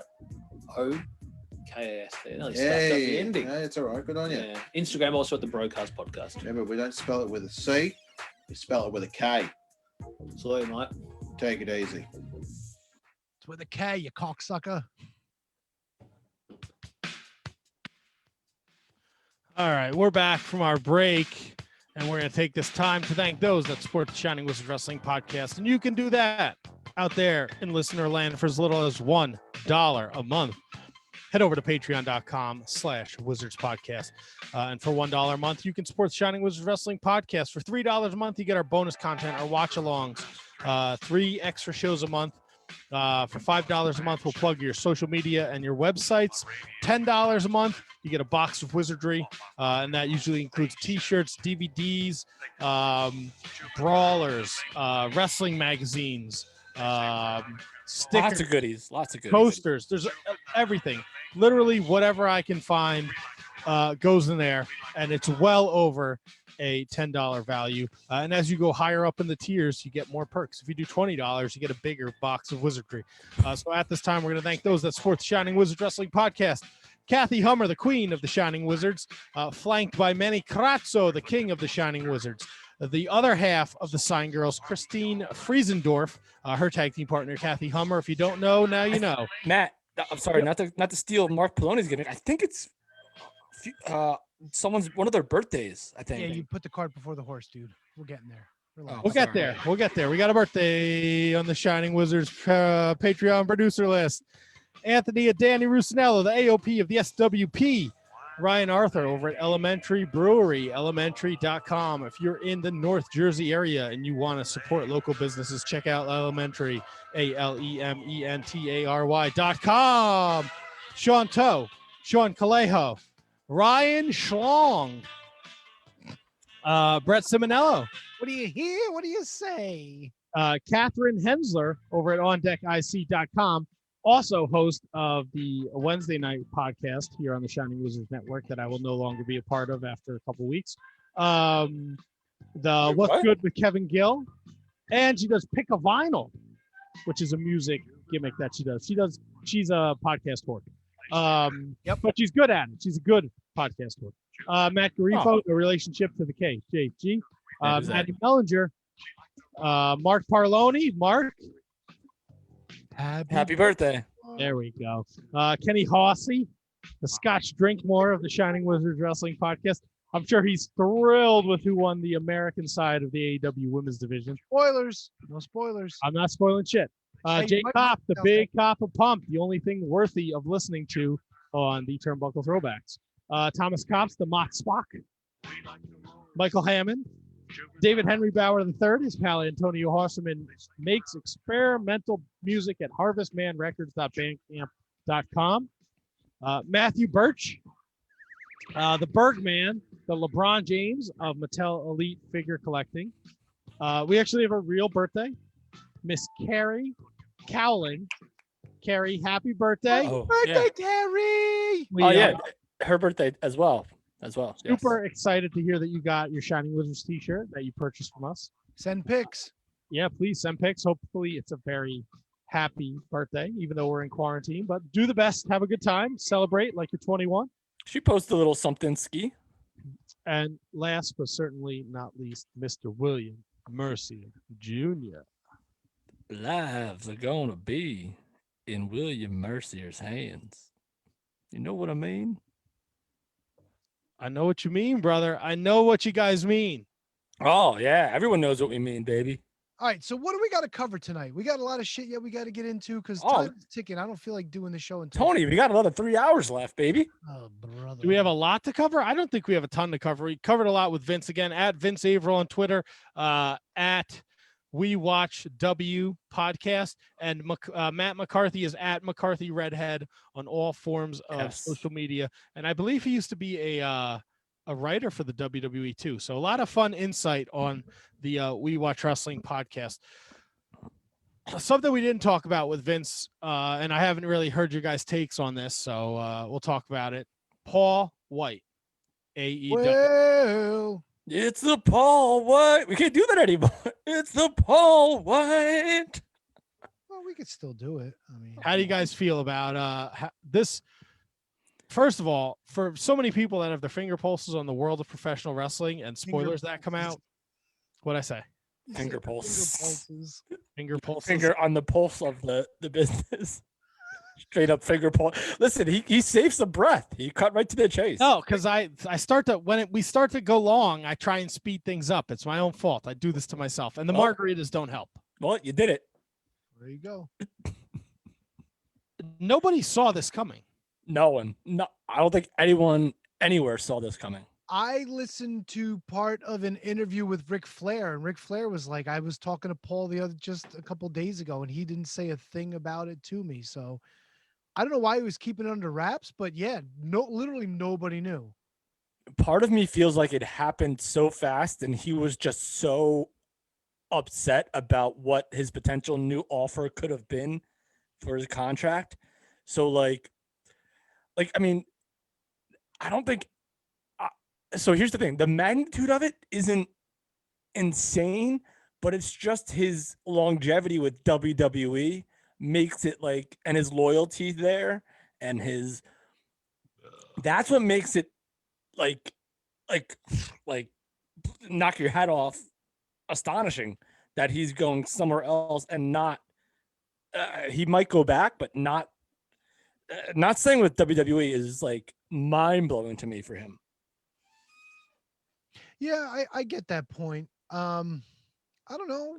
Yeah, Like it doesn't move the rate. I don't think it moves the needle at all. But I mean, and his worth, we'll have to see. Would I have pegged him for doing commentary on another show that AEW is putting it out? No, not in 100 years. He's gonna work at some point. He's gonna be a wrestler again. Look, if they give us that matchup against Shaq that we never got, I'm 100% down for that. Shaq moves the fucking needle for AEW.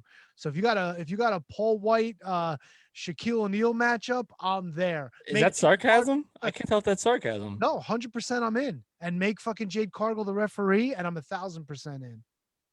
100,000%, Kevin. Matt, your take. I thought I said my piece Wednesday night on that show, but you don't have to tune into that show for much longer. You can get all your information here on the Monday night show. Well, just the clock's ticking. You know how it gets with me. The schedule gets busy, and then, like Kevin, you are the glue that holds this show together, right? I am the glue that holds that show together. That's I gotta laugh at that one too, Kev. That's the biggest lie, and no one listening even believes that first. I don't know, Kev. You got pretty good. I think you have better attendance than me and Tony. Oh no, I haven't missed the show. That's for sure. Right. So you're the glue. Yeah, but I don't. You guys do way more than I do. But I said I don't see how this could be bad in any aspect. Agreed. But does that necessarily mean that it can be good in any aspect either, or does Big Show just become another guy that went to AEW? Well, Tony, if something's not bad, what is it? It doesn't have to be good. But it doesn't make it a negative. It either makes it an equal or a positive. Do you? Yeah. All right. Fine. Do you have a candy bar that like you wouldn't go out of your way to buy, but if it was in grandma's tray at the house, you would, grab it and eat it?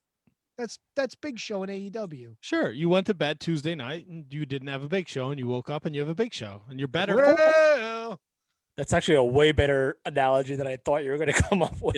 That's like when I go out on the truck and I do an event and we do like $400 in sales. Better than zero. We had nothing if we didn't go out. But how much did you spend on sales? Or how much did you spend to get there, or all that stuff? Not much. Usually it's kind of like we did a live show, we broke even, but we had a good time doing it. Like I think a lot of people see it as like it's gonna like, like they did it on a Wednesday because they wanted to get eyes on Dynamite, right? You got AEW trending, you got Paul White trending. Yeah, but didn't they announce it on social media before that? They did it Wednesday morning. Yeah, before Dynamite. No? Yeah, but that's the point. That AEW is now on the tip of everybody's tongue. Yeah, but he wasn't on Dynamite. But I bet you people tuned in, Tony. People who don't have their fucking finger on the pulse, they don't spend all day on Twitter They don't have an awesome They don't have an awesome Discord like we have, where people are chatting it up. Fair enough. The only bad thing that I do see is that there's another show AEW is giving us, which is not that second show that they've been promising for a year. So now we're pretty much staring down the barrel of 4 AEW shows a week. And if you put that all together with Being the Elite, with Sammy's vlog, that's an awful lot. But those aren't, look, you don't have to watch those shows unless you don't want to. That's not must-see TV. Yeah, but a lot of the shit that goes on Dark winds up like counting for the standings, and they mention it every week, and then that's how you get like a tag team showing up, and they're like, "Oh, they're the number 2 tag team." Well, I haven't seen these guys before because I don't watch Dark. All right, but you can go back and watch it. To Tony's, that's a decent point by Tony, by the way. Yeah, and I agree. I agree with Matt more, but Tony's point definitely holds water for sure. You can also take the 2-hour Dark that seems like it goes on forever and split it up and make 1 hour that Monday night show and the other hour that Tuesday night show. Fair enough. But my point being, there was a lot of wrestling that happened this week, and MLW wasn't even on for new programming. It was a repeat, so that was an hour I didn't have to watch. But still, if I wanted to watch everything on New Japan, which I didn't get to do, if I wanted to watch AEW, I tried watching Raw. I barely finished that today, and that's a 3-hour show. Forget SmackDown. That's an awful lot to try to get through in a fucking week, dude. And you didn't even mention Impact or Ring of Honor. It goes to my point even more. And now you see every company seems to have like a quote unquote special like every week. So you have those as well, like where it's not just their weekly show, it's another event. Like Impact doesn't have a pay-per-view till April, but every 2 weeks or 3 weeks they have a special on Impact Plus. Yeah. So now if NWA comes back, if MLW starts running more consistently, that's another 2 hours of wrestling I got to cram in somewhere. Well, this is the point that I kind of brought up during our time with Vince. It's like, God, like, is this it's a blessing and a curse at the same time? It's a blessing if you try to watch everything. Yeah, well, it's a curse if you try to watch everything. It's a blessing if you know how to pick and choose what you want. Well, that's the thing. It's what look. We went from when we started this podcast, we had 2 shows we could watch: WWE or Impact. That was it, right? Yeah. ROH didn't have TV then. Well, there was also Pro Wrestling Syndicate. Sure. Look, if you wanted to find something, you Which we could were find on, by that's the way. the thing. If you want it, you'll find it. Yeah. I choose to watch New Japan over WWE. I won't watch Raw. I won't watch SmackDown. See, that's the one saving grace about WWE. You have 3 different brands to choose from. With AEW, everybody's kind of under the same umbrella, Now, It's and kinda hard to granted, Go ahead. sorry, Tony, to cut Go you ahead, go off. ahead. To your point, Tony, it is impossible for me. I can't watch it. I wanted to watch NXT. I want to watch Impact.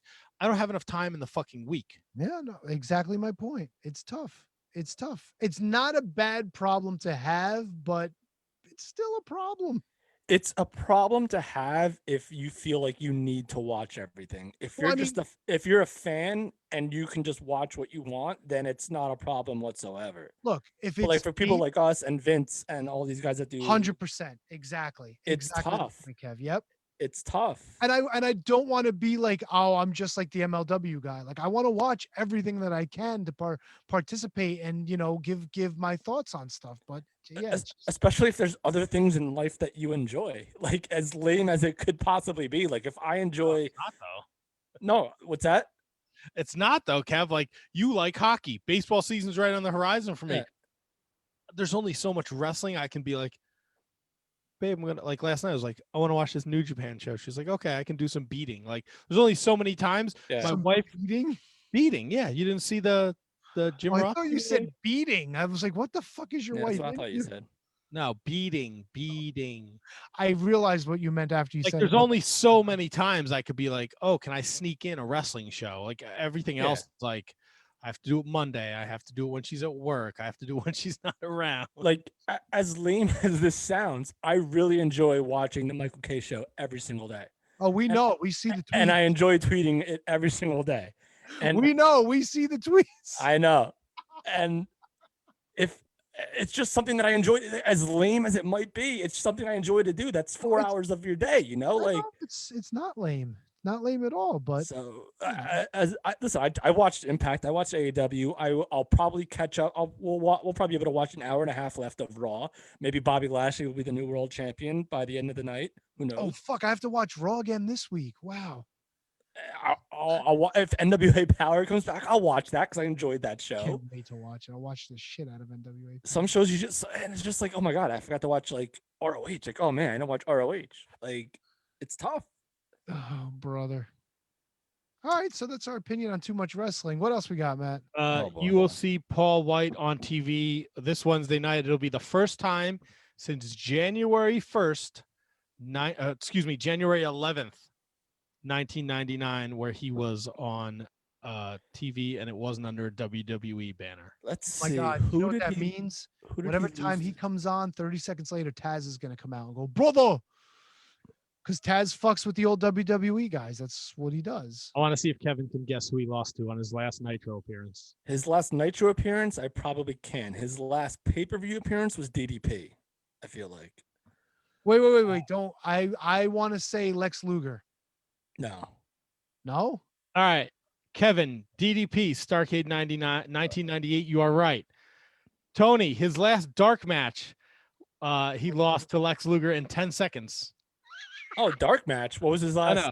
His last TV match was Kevin Nash.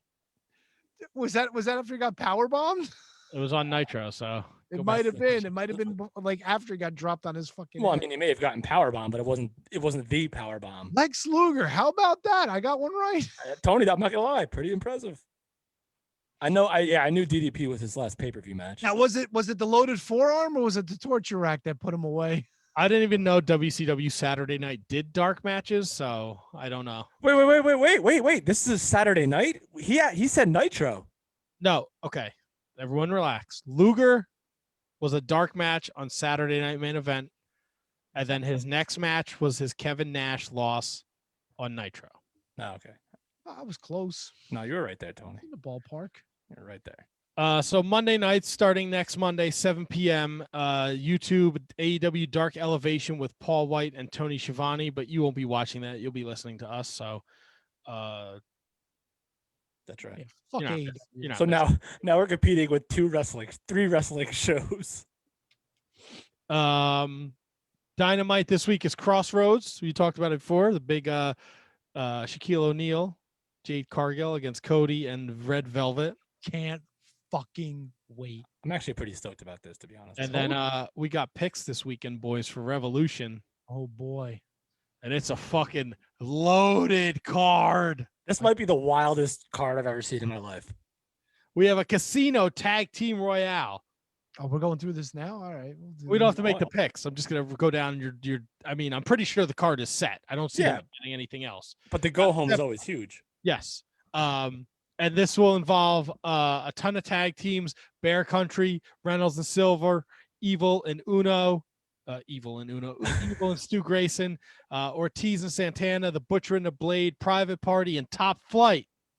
Where's the Acclaimed in this? Why aren't they in this? Do they have a match? Your boy Max Caster is wrestling Preston Vance Wednesday night for a spot in the ladder match. There's a ladder match? There's a 6-man ladder match. Winner gets the title shot at the TNT Championship. Ah, that's right. Is this a briefcase gimmick, or is this going to be like where you're booked at the next pay-per-view you're going to win? Or do we not know this yet? They have not said yet. They have not announced all 6 participants. Please, AEW, be better than this. Don't fucking have some jackass running around with a fucking briefcase. Come on. Be better. Be better. I have faith. Hikaru Shida will defend her AEW Women's Championship against the winner of Wednesday night's match between Ryo Mizunami and whoever wins Thunder Rosa and Nyla Rose. Well, I already know who won. No. Don't do that shit. Come on. Say it. That shit. I will say a lot of people won't be happy. No happiness there. This is why the Wednesday night show hates you and why you're fucking leaving. This is why. Because you do shit like this. Like paid to work, not fucking sit around and talk about fucking dark until fucking 1 o'clock in the morning. You know, I seem to remember something like 49 weeks ago. You guys were like, "Oh, let's get together. Let's do this. It'll be a fun time." And now you guys have sponsorships and you have commentaries and you have a Discord. And you know how long? first of all, we have a Discord. They're just part of the Discord. So don't I understand, but they're an integral part of the Discord. Sure they are, but 49 weeks is a long fucking time. All right. Well, when you don't fucking know how to end a show, that's what happens. You know what I'm saying? Like you can't do 2-3 hours. You can't even do 2. Wednesdays are tough for me, man. I work all day. I come home. I shit. I shower. I have to eat dinner with my wife. Then I have to watch probably the last 20 minutes of Dynamite. And I bullshit my way through the fucking show like I did the first 5 years of this podcast talking about Monday Night Raw. That's right. For what? For my wife to be mad at me? For me to fucking go to bed at like 2 o'clock in the morning? If I may volley against you, sir, there's no reason you should have a 3.5 hour recap show on a show that lasts less than 2 hours with commercials. And half of those commercials, they don't even wrestle through the breaks anyway. So come on, man. But it's Tony, it's picture in picture. Yeah. We're going picture in picture for everybody at home. Stay with us, restaurant quality, picture in picture. Unless one of those two can figure out how to fucking record a show, my lifespan Wednesday nights is going away. Well, I don't feel bad for Kate because she has like 5 other shows now to fall back on. Right. But, you know, Aunt Money's brother bailed on him. Now you're bailing on him. It's like, what the fuck is he going to talk? God, Tony, the heat you're seeing that right now. Aunt Money's brother. It's the writing was on the wall. Every podcast squeezed him out, and now you're fucking leaving. That's squeeze him out. Looking. Look, squeezed him out. What happened to the other guy, Ryan Van Dam? He's still fucking sleeping. Ryan Van Winkle. All right. That's my gimmick for him, bro. All right. Look, they got the disclaimer when they signed up for a podcast with me. When life gets back to normal, I get fucking busy. My only day off is Monday. This is my number one priority. What? That's why we love you. He's like, I have to have dinner with my wife. Not like I want to have dinner with my wife. No, it's nice to say. I don't want to rush through fucking dinner. And I get it.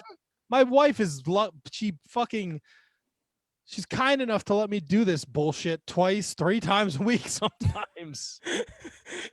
Every day. Wow, you got a couple of simps in the fucking Facebook chat. They're like, leave Matt alone. No, I'm not gonna leave Matt alone. That's some shit. Hey, question. What am I gonna listen to on Thursday morning? Can you tell me? I don't know. One of fucking Conrad's 900 podcasts. Yeah. How about We Love Wrestling? I already do. You guys are slotted in nicely when I get up in the morning. You're gonna listen to We Watch Wrestling. All right. Oh, We Watch Wrestling. That's right. We love wrestling. Fair enough. I guess. What's a simp? A simp is somebody who shows affection to someone for like no other reason than they think they might get laid, I guess.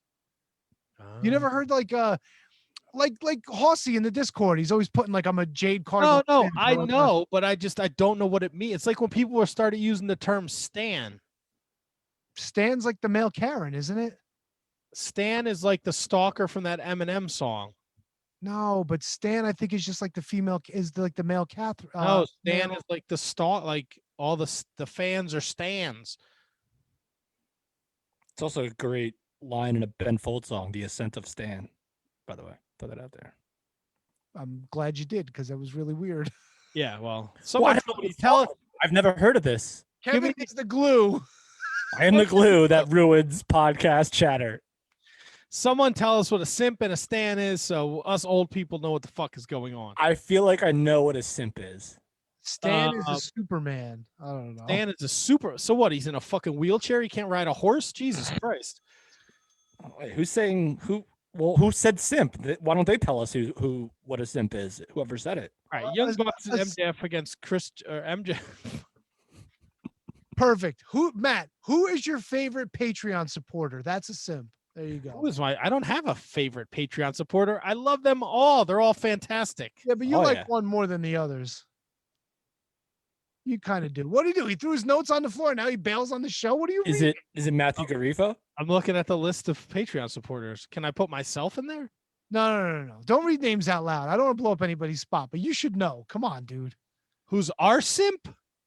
No, forget it. Let's go. Move on. Come on. Who do I want to bang? Guys, I got a list here. I gotta get to my wife. Here. This is why your shows don't fucking end in 4 hours on whose shows? Joe Mama's shows. What are you talking about? I don't know. I'm pissed now. The rails are not. We're not even off the rails. We can't even see the rails. All right, you want to hear the rest of this Revolution card? Oh, yeah. Young Bucks against MJF and Chris Jericho. Hangman Page against Matt Hardy for the losers quarterly 2021 earnings. Yeah, exactly. Exactly. Keep going. Team Taz against Sting and Darby. Yeah, wonderful. Keep going. Miro and Kip against Orange Oh, Cassidy. even fucking better. Are those assholes in the battle royal for the tag team gold? No, they're in a match against each other. Fucking idiots. Keep going. That's the. I just went through the whole show. And Oh, the that's it. Beautiful. And the barbed wire exploding match. There's like 8 matches we have to pick. Oh boy. Oh, this is gonna be on the Thursday edition of The Observer. AEW President Tony Khan said he was interested in Zelina Vega. highest rated episode we've ever done. By the way, Carrie Cowling's in the chat room. Happy birthday once again. I know. Oh, Carrie, I'm your simp. Right? Is that what I am? Yes. Yes, you are. Yeah, simp, she said. Simp. Everybody. Simp. All right, we talked about Dark. We talked about the women's stuff. There was no MLW, so give us Ring of Honor real quick. Well, guess who's backstage at New Japan Strong? Marty Scurll. Yeah. They got Look, I don't give a shit either way. I understand people are pissed off. I don't fucking care. Whatever. Let him have a job. Tight lip on the information there. So who knows what his storyline is? There is a New Japan Cup USA style with the first round match being Tom Lawler against DKC. DKC. To go? DKC. No. And Rocky Romero against Rocky Romero's taking on who? Rocky Romero is taking on Leo Rush. Ooh, kind of liking that one. All right, so let me ask you this: MLW and AAA titles, are they merged, or is Leo Rush just hold both of them? You guys know that? He holds both of them for now. They didn't really say anything about them merging, so I would say, yeah, he just holds both of them. Okay. All right, just that was literally just an off the wall question that I just happened to have. Fair question. Yeah. Matt, what else? If you watch Kenta and Mox, and you didn't watch the whole show, watch fucking Dickinson, Ren Narita. I got to go back and watch that. I did watch the Moxley match. Kind of surprised with the ending, but good match. I enjoyed the shit out of it. Dickinson, if you don't already consider what he's done blowing up, Dickinson's gonna be blowing up. Like he'll be a regular in like New Japan all the time, I feel like. And he still has that upcoming match with Mike Bennett for the United Networks championship whenever they pull out of mothballs. Yes, he does. New Japan Cup is on the horizon.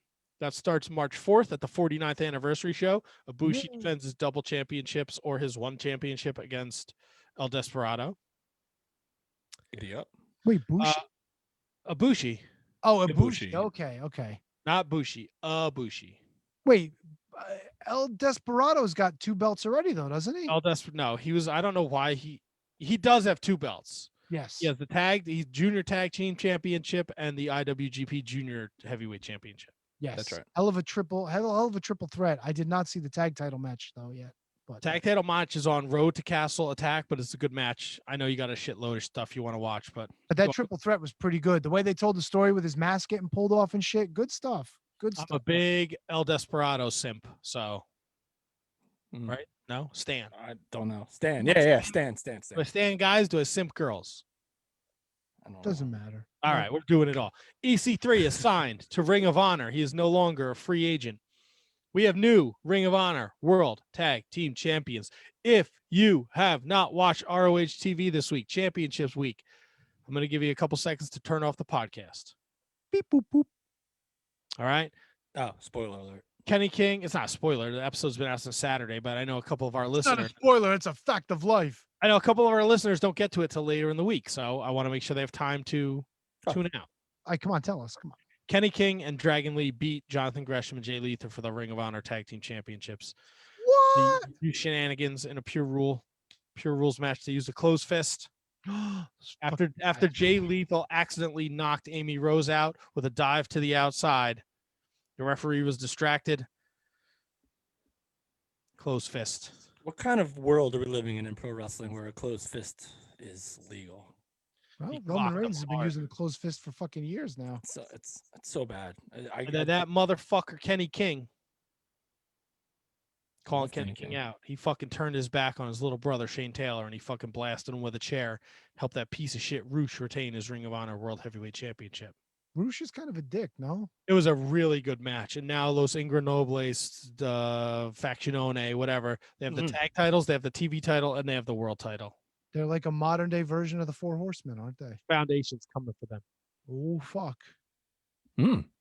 Well, doesn't Shane Taylor and his posse have like the 6-man belts? They do have the 6-man tag titles. Like that. WWE announced they're kicking off a collaboration with the A&E network. Yep. So we're getting biography, we're getting WWE Legends, and we're getting Most Wanted Treasures. Ooh. Is that going to be like vault stuff? Yeah. No. Ooh. Wait, what? Wait, isn't Most Wanted Treasures where they go to like super fans' houses? Yes, Stephanie and Triple H do that, right? I remember reading about that shit a while ago. Well, there's two different shows, because one of them was like the one where there was like merchant like Andre the Giant's like boots or something like that, and then like Sheamus was supposed to be the host, but then COVID canceled that.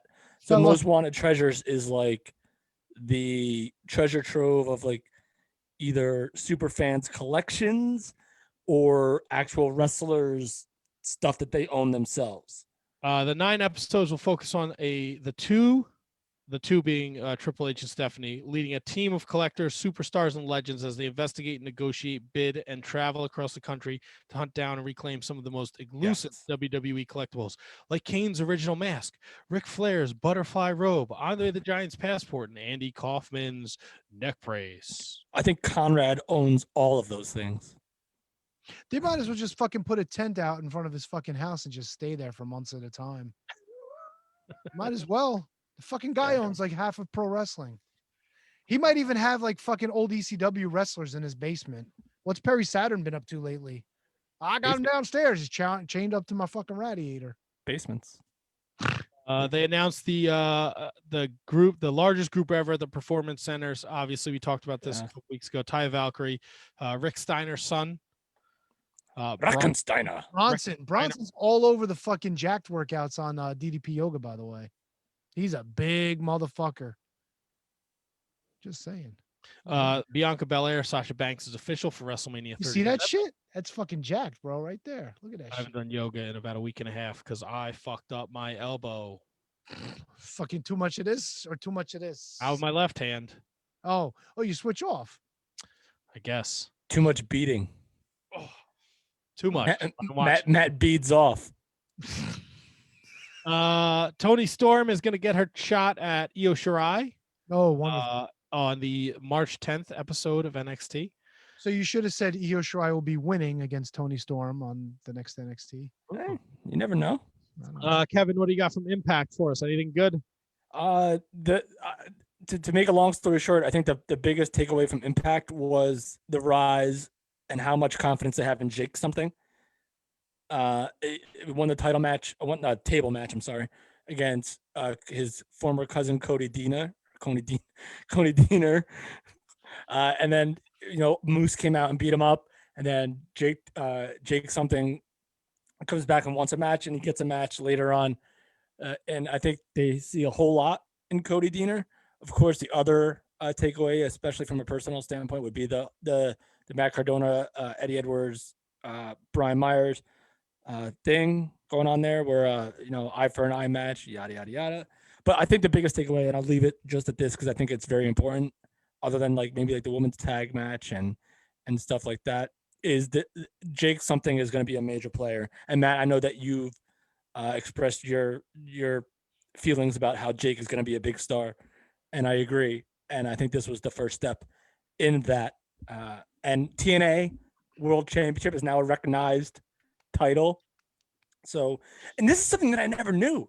Apparently, there were plans to have a second show for Impact as well, where it was going to be Impact Wrestling and TNA Wrestling, both on Access TV. That's crazy. See, I thought the whole reasoning behind the TNA championship was when the belt was tied up with what's her nuts in Mexico, that they needed somebody to step up and be a champion. I didn't realize they were going to do 2 shows. That's pretty wild. I literally read that maybe a couple days ago and just was like, what? That's a thing? I don't know if it's still wild. I don't know if it's still in the plans, but the fact that now Moose's TNA championship is recognized as the world championship is it's weird. Still under the same Well, umbrella. are they having a match for Rich Swan's title coming up soon? Yes. So if Moose wins, then I guess it's all kind of a moot point, maybe? A moose point. There you go. Unless it's not. Like, I don't know. Like, I don't know. Maybe we got the Ibushi situation all over again with Moose carrying around 2 belts, saying he wants to unify them. I don't know. But again, Impact, fun watch. My favorite wrestling show of the week. I watch it every single week, and I love it. And it's great. Like, Fala's there, Johnny Swinger Daddy, he's there. Susan, not Tyback, Kimberly, Deanna Prozzi. The women's division is on fire. You have so much great stuff that I can talk about for a long time, but I know we're running late. So just a great show. Eric Young, Violent by Design, new t-shirt shop, by the way, which I will definitely be picking up. Rohit, like, come on. Kev, I know you like talking about Impact, and since Matt's leaving Wednesday nights, maybe you can make it an Impact recap show. Just, maybe. Listen, I kind of am feeling it out. It's just that, like, Matt. Listen, with Kate doing 5 podcasts now, I'm sure she could squeeze another couple hours in to do a 6th. I mean, she is a professional broadcaster. That's a very good point. Very good point. Just saying. Matt, what else we got? I guess we touched on it earlier. The unfortunate news of the question mark, Joseph Hudson, known as Josephus, and the question mark. That's a bummer. It really is. That's I didn't look and see if there's any more news. I just know he suddenly passed. I don't think there has been. He's got a kid too. He's got a young kid too. It really sucks. Well, the silver lining is they ran a GoFundMe, and it did not take long for them to crush it. Smashed. For like way over it.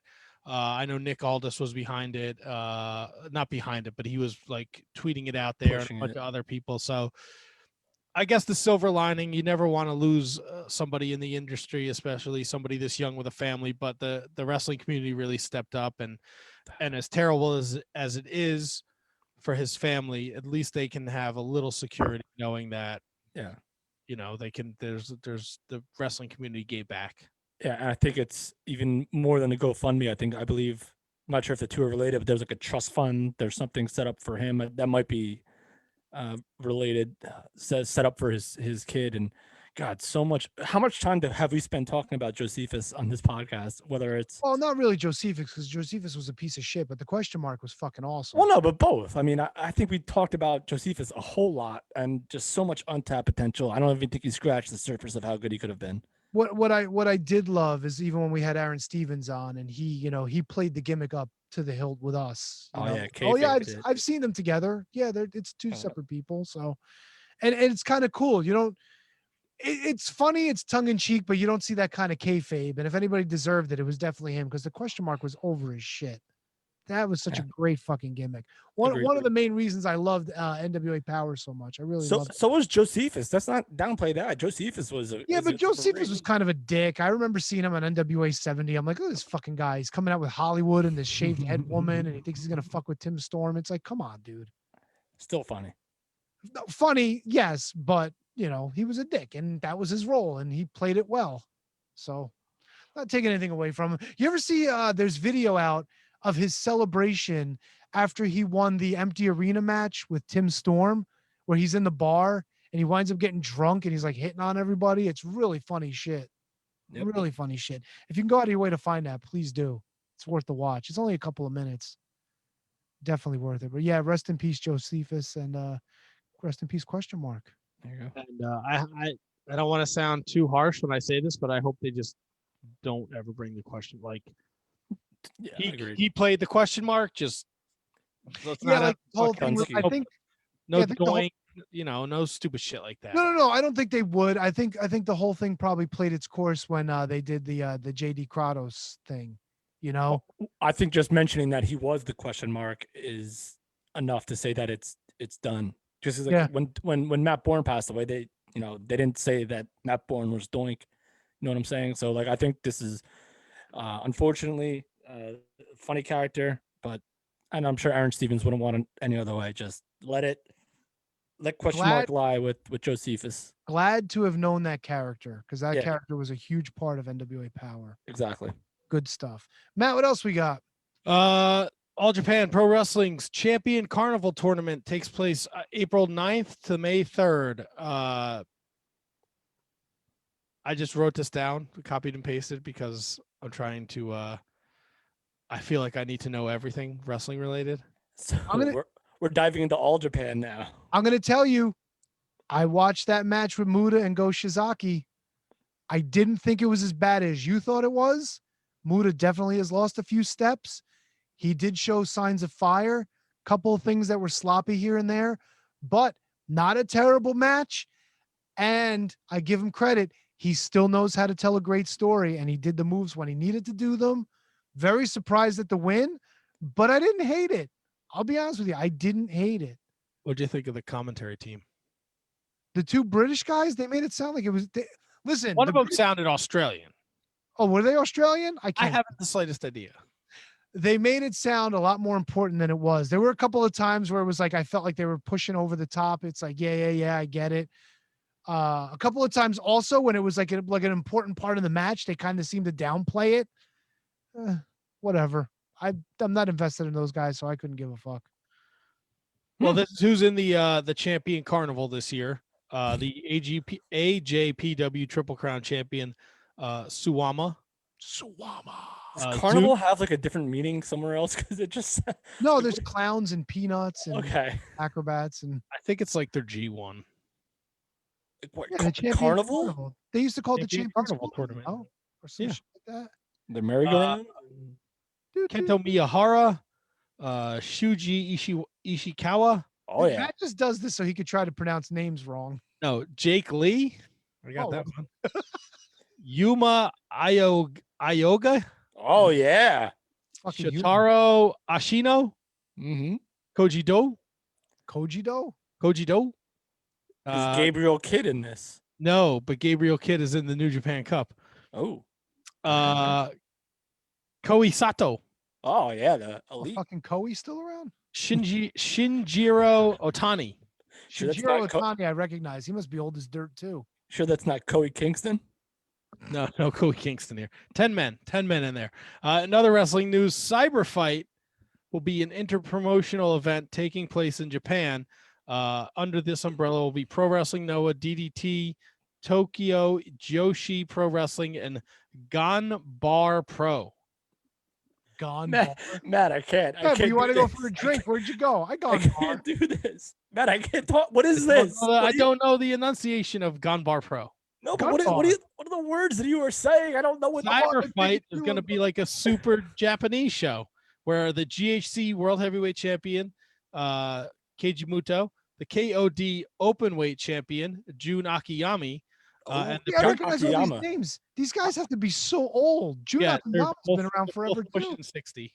Jesus. And Akiyama was my go-to Virtual Pro Wrestling 2 guy.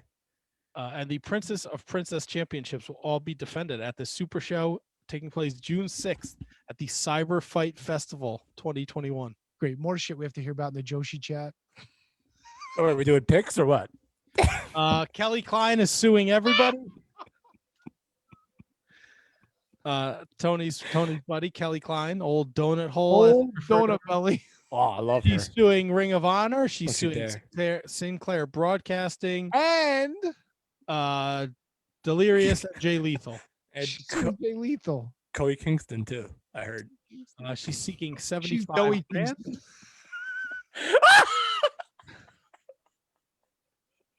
I can't do that. I can't laugh at that.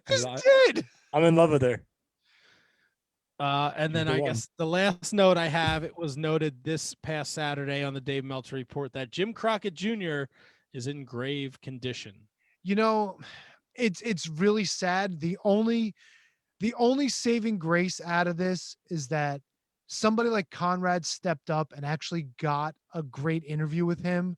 It's only available on the Patreon, I guess, ad-free shows or whatever. Adfreeshows.com. But he sat down with Jim Crockett Jr. for like 6 or 7 hours, and all that audio is going to be out there.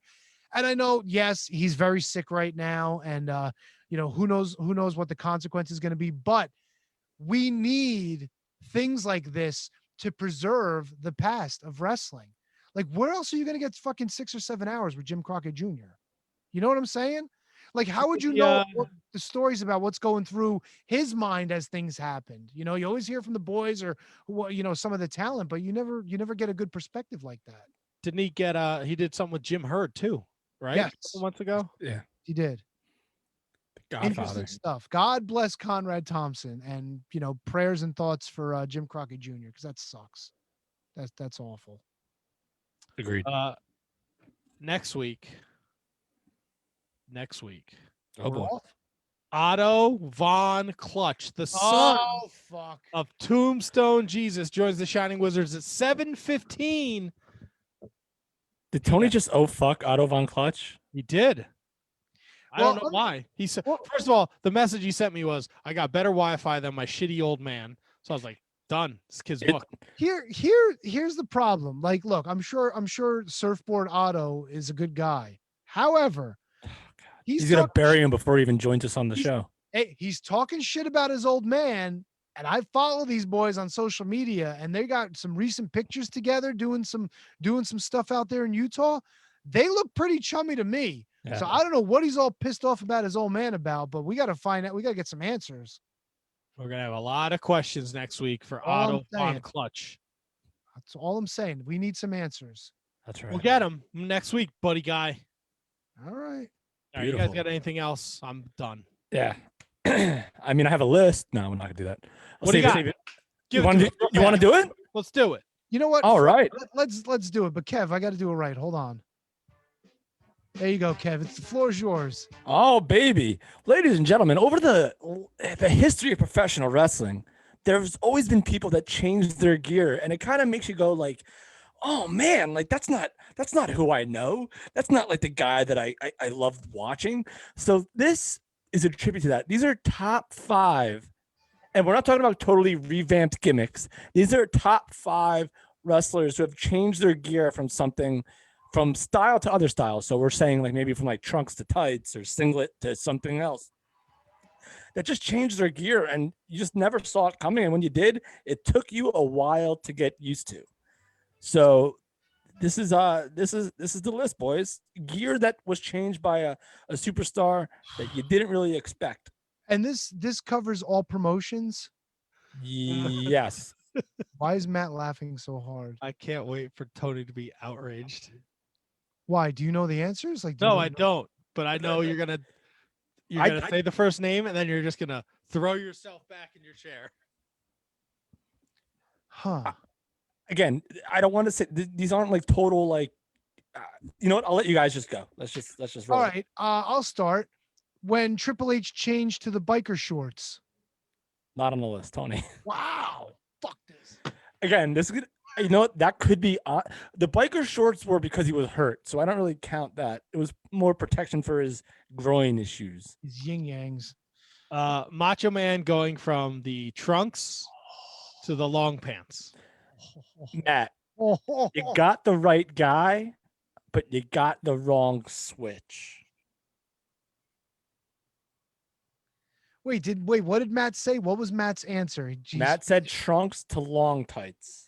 I say to this is obvious now. And the shirt, no? Yes. Is that it? No, we're including the shirt too. I'm not including the shirt in that. Wait, you're not?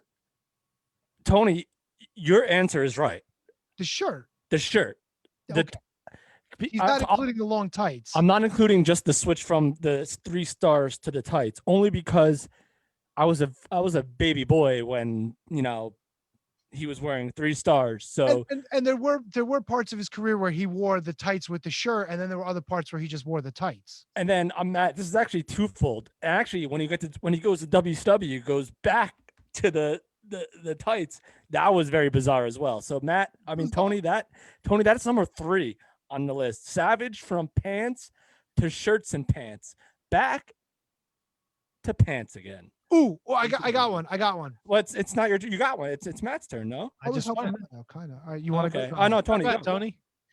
The Ultimate Warrior going from trunks to a singlet.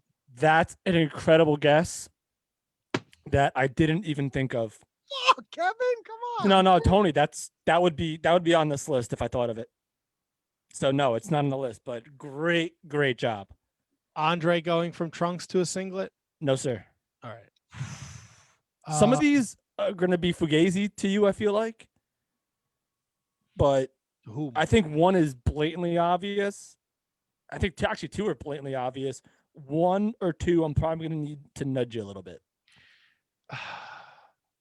Cena going from tights to jorts? No, because Cena wasn't that over when he was in tights. All right, fair enough. No one was invested enough in Cena yet. Mm. All right, you know what? I'm gonna give you a hint for number 5.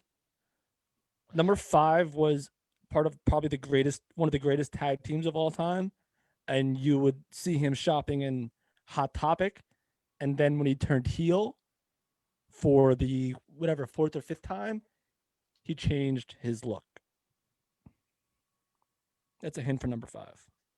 Oh, no, he couldn't be. No.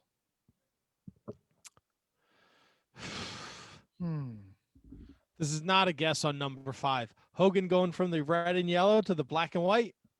Tony, do you have any music available at all right now? No, you don't. Okay, that's no problem. I'll sing it. I'll sing Matt's praises because Matt, that is number 1.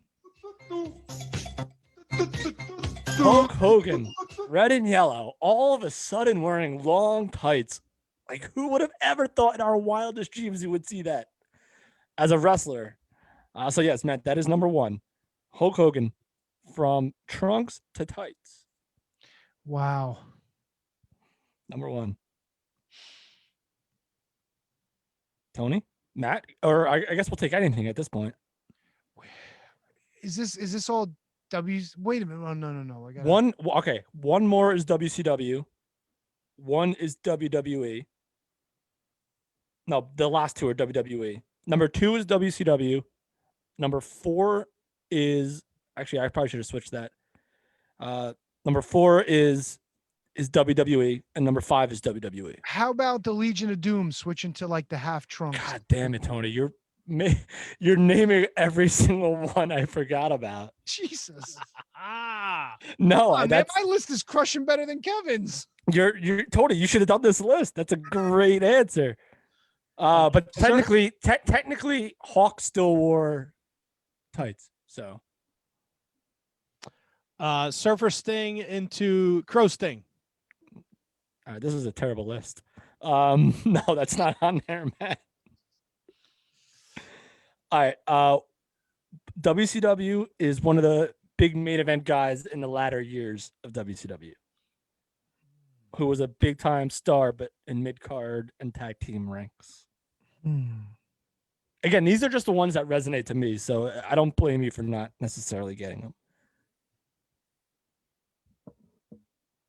And then 4 is a guy who will be in the main event or in a big time tag team match. But it's not gimmick changes. It's just aesthetics. I mean, the character changed, but it's not like Undertaker going from, dead man to dead man walking. You know what I mean? So it wouldn't be like Devin Storm to Crowbar. No, it wouldn't.